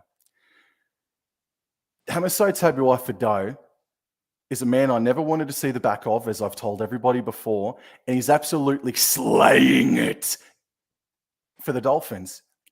Tom Gilbert, we are missing his work ethic. We don't have anybody with that sort of work ethic. No, I take that back. Ruben Cotter, but we need somebody else. We need someone to help him out. We've got 4 or 5 players who are about the same mold of the same shape, the same body shape. We've got Cotter, Granville, Robson, Tom Dearden, and Tom Chester. Those 5 players, if they all grew out their hair to down their shoulders, you wouldn't be able to decipher who is who, because they all work their backsides off equally the same, and they're the equal sort of body type hold the ball. There is, oh God, hold the ball. Just before I go on, just going to go into the chat just quickly and say, Paddy G, 100% Sam, it's these idiots running the game who have never played and never made a tackle. It's in reference to the hip drop. Thank you very much, mate. Maydu, they're trying to stamp it out, but they're doing such an S job. The players, fans don't even know what counts as a hip drop anymore. Yep. DDB, feel for you, Sam. Felt the same after the Storm game last night. Mum says Sam might have to go to the sin bin. And Madhu says, sorry for the jokes, Wobble and George. Just pissy at the boys' performance. Yeah, mate. No, that's all right. Hold the ball. Are you right just to stick with me for the next couple of minutes? At the start of the 2022 season, I said to everybody, I cannot blame you for choosing the Cowboys as your wooden spooners for 2022. Because you look back to 2017, where they made the grand final, they let everybody down in 2018, then 19 and 20, and then it hit not rock bottom, but a pretty low point in 2021. I believed in this team. I believed in the depth that the boys had. Coming into this season, everyone had the Sharks and the Cowboys in the same what-if storyline. Did they fluke their way too early or too soon, too quickly? Did the Cowboys fluke their way, right? And it's looking like they did, unfortunately.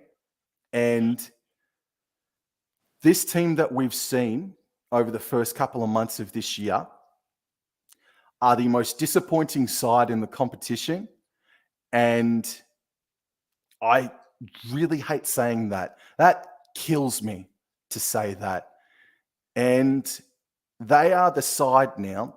Look, I'm a Cowboys fan through and through, man, but the performances they've put up this year are the performances everybody thought they'd put in last year.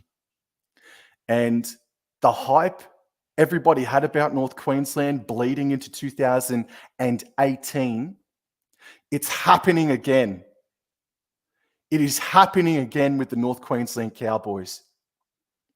I understand that there are injuries to Griffin Neame, Taumalolo, now to Townsend, now to Tom Chester. We still got Luciano Leilua on the sidelines, who's just waiting to get some sort of signature so he can play again. I nearly just went off on a tangent just then. I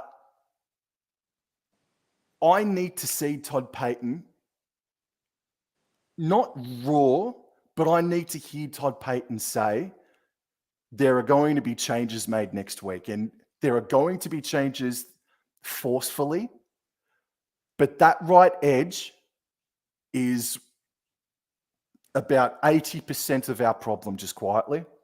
Defensively, meaning 80% of our issues are coming down that right edge for the North Queensland Cowboys. Why are we continuing with it? We can't do it anymore. Petty Hiku was a top 5 centre of 2022. Kyle Felt is a Cowboys club legend. Chad Townsend proved everybody wrong last year.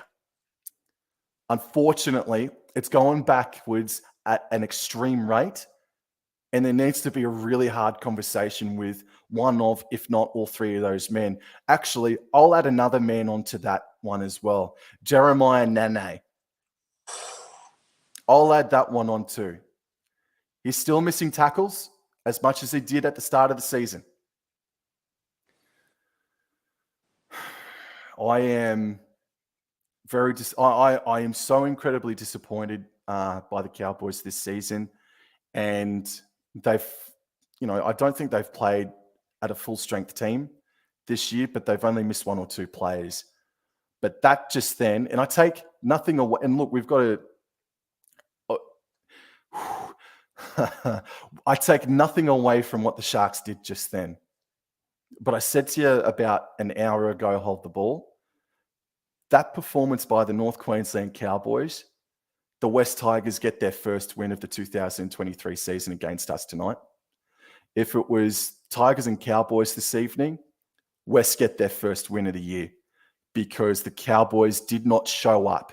And as my mum said in the live chat just a minute ago, tonight was for Paul Green. And Paul Green hasn't been affiliated with the Cronulla Sharks since the late 1990s, really. That was a performance to put in for Paul Green tonight. You want to be the player to win the first ever Paul Green medal, aren't you? If you're a North Queensland Cowboys supporter. And they did they did such a disservice. I don't know who gets that man of the match for the Sharks because it's going to a Cronulla player. Yeah.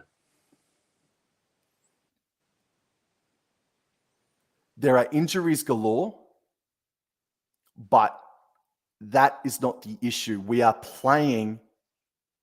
It's so hard to describe how we're playing, mate.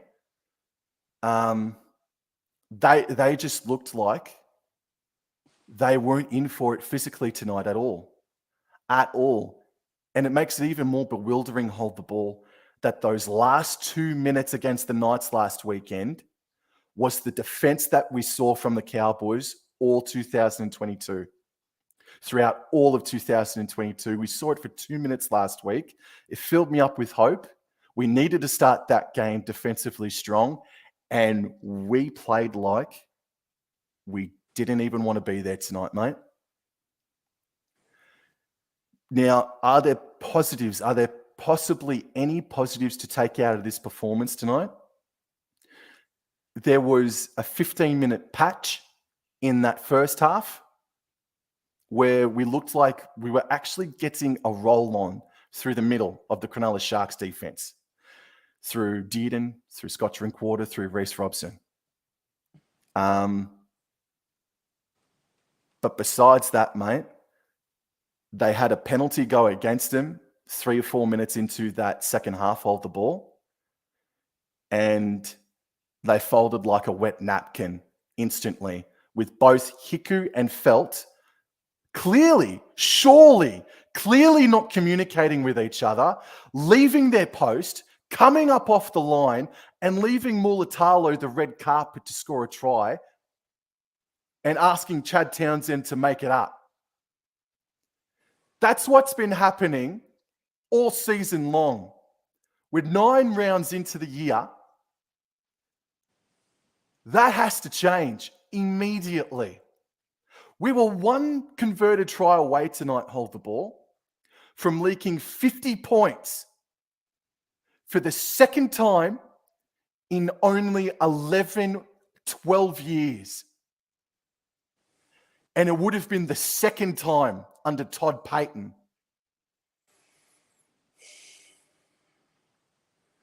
We got injuries, but that's not our main issue. Either the game plan's too confusing, it's too hard, or the Cowboys don't believe in it.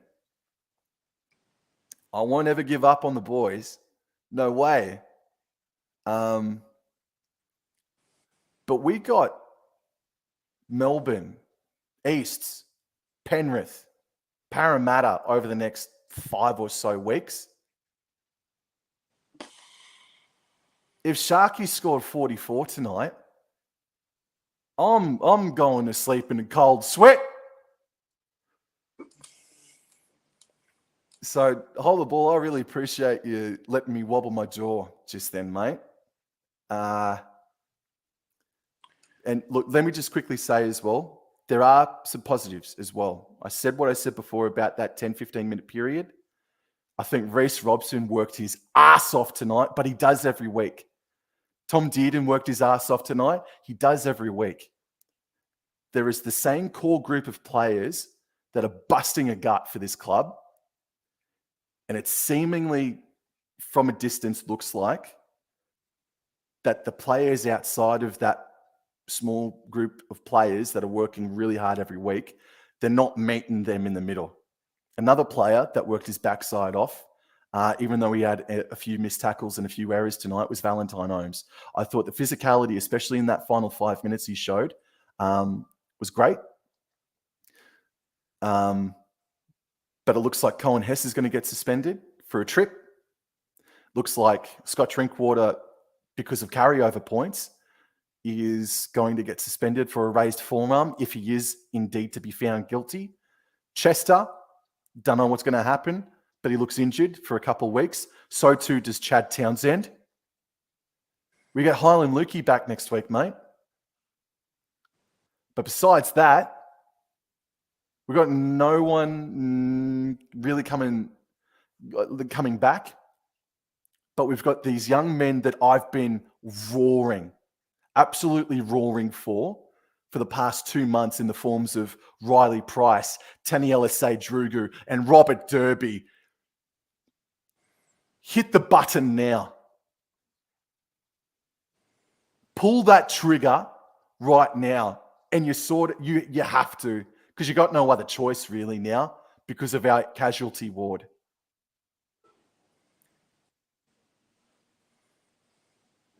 Thank you so much for letting me wobble my jaw again there, hold the ball. I've got to just zip myself up, mate. That's a lot for you to process then, obviously. I don't want you to say, tell me how I did, but just your reaction to both Sharks and the Cowboys performances tonight, mate. Yeah, look, no worries. All good.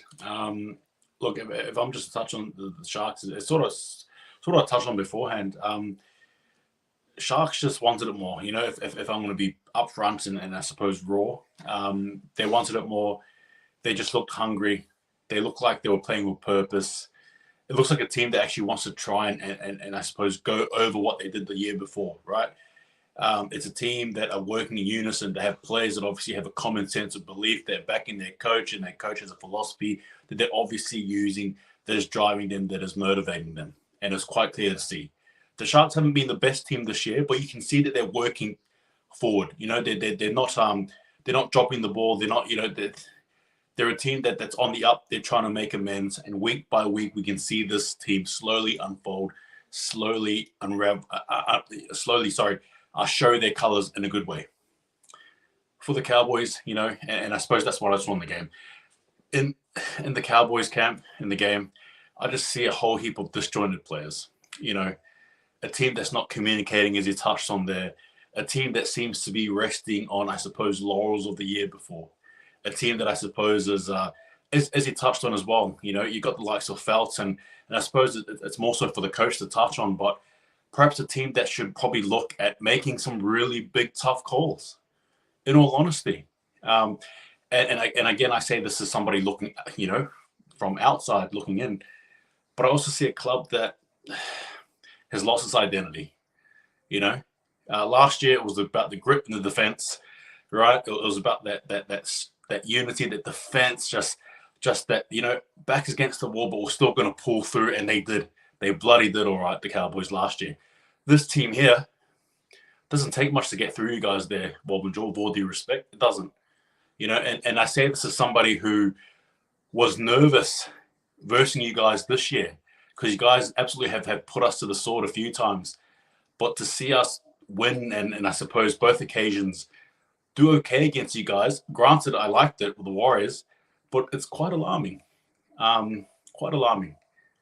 And in all honesty, top end should make some hard calls, some good calls, but yeah, it's just a team that's just no purpose, no identity, and a team that looks, I suppose it's the same thing, but looks lost, Bob and Joe, respectfully. And in that game, it's what I saw. When the pressure was on, you guys couldn't even meet it. There was, more missed tackles. We'll just let the Sharks gain a few meters. No sense of urgency. I don't know what happened to you guys from last year, Bob and Joe, and I think I'll just respectfully leave it there. And I don't mean that in a bad way, but that's just my thoughts on the Cowboys in this game. This is a team that's, I don't know what's going on there, Bob and Joe, respectfully. I think you and I have spoken respectfully since the start of this stream, and I think it's fair criticism. I'm not sure if it's constructive. It's just an emotional but fair critical response to what we've just seen, what I've seen, especially as a Cowboys fan. So far as constructive criticism goes, bro, it's actually very difficult because the Cowboys injury list has now hit crucial key players right now, and we're going to lose some more through suspension. It is not going to be a fun couple of weeks, unfortunately. And as I said, unfortunately, as a realist, I mean, I do my power rankings every Monday, right? Or just about. And I got to be real. And that pencil is through the Cowboys name. Not pen, as I said before. The pen hasn't gone through them, but that pencil's just gone striking up the middle of the Cowboys' fortunes for 2023, mate. Look, I suppose I got to just put the brakes on as hard as I can, mate, because otherwise I'll just repeat myself and continue going on for another half an hour, as I'm sure you probably know. I do think we've been fair. I do want to say that I think Gerard Sutton in that first half was just so out of line, man. The level of refereeing over the past week or so now, mate, has been atrocious and needs to improve by 5 levels. Fair dinkum. So, yeah, man. Cowboys players, fans, we now sit on this until next Sunday. We've got the longest turnaround of anybody now, and we're going to need it. We need to have an absolute rocket put up them, and I really need to hear and see some intensity from Todd Payton. He's been very, not nice, but he's just been very, no, it's cool. We'll figure it out. Not anymore, mate. In this press conference that I think he might be talking in right now, I need to see some intensity, and I want to hear words that allude to changing the squad, even though his hand is going to be forced in that regard. So 44 points to 6 is the final scoreline. a fair bit of drama to come out of tonight. Another sort of dramatic game with Hold the Ball and myself. Thank you very much for your time this evening, mate. Thank you very much for sticking by me. And I think we'll wrap things up there, bro. But everybody, keep your eyes and ears peeled for Hold the Ball and myself next week, because the meetup happens next week, man. So I'm so excited, bro. Yeah, we'll let people know about some other things that are going on in the next couple of days. But I'm going to go have myself a hard scotch. Have a very nice night, everybody. I'll talk to you guys later. Adios.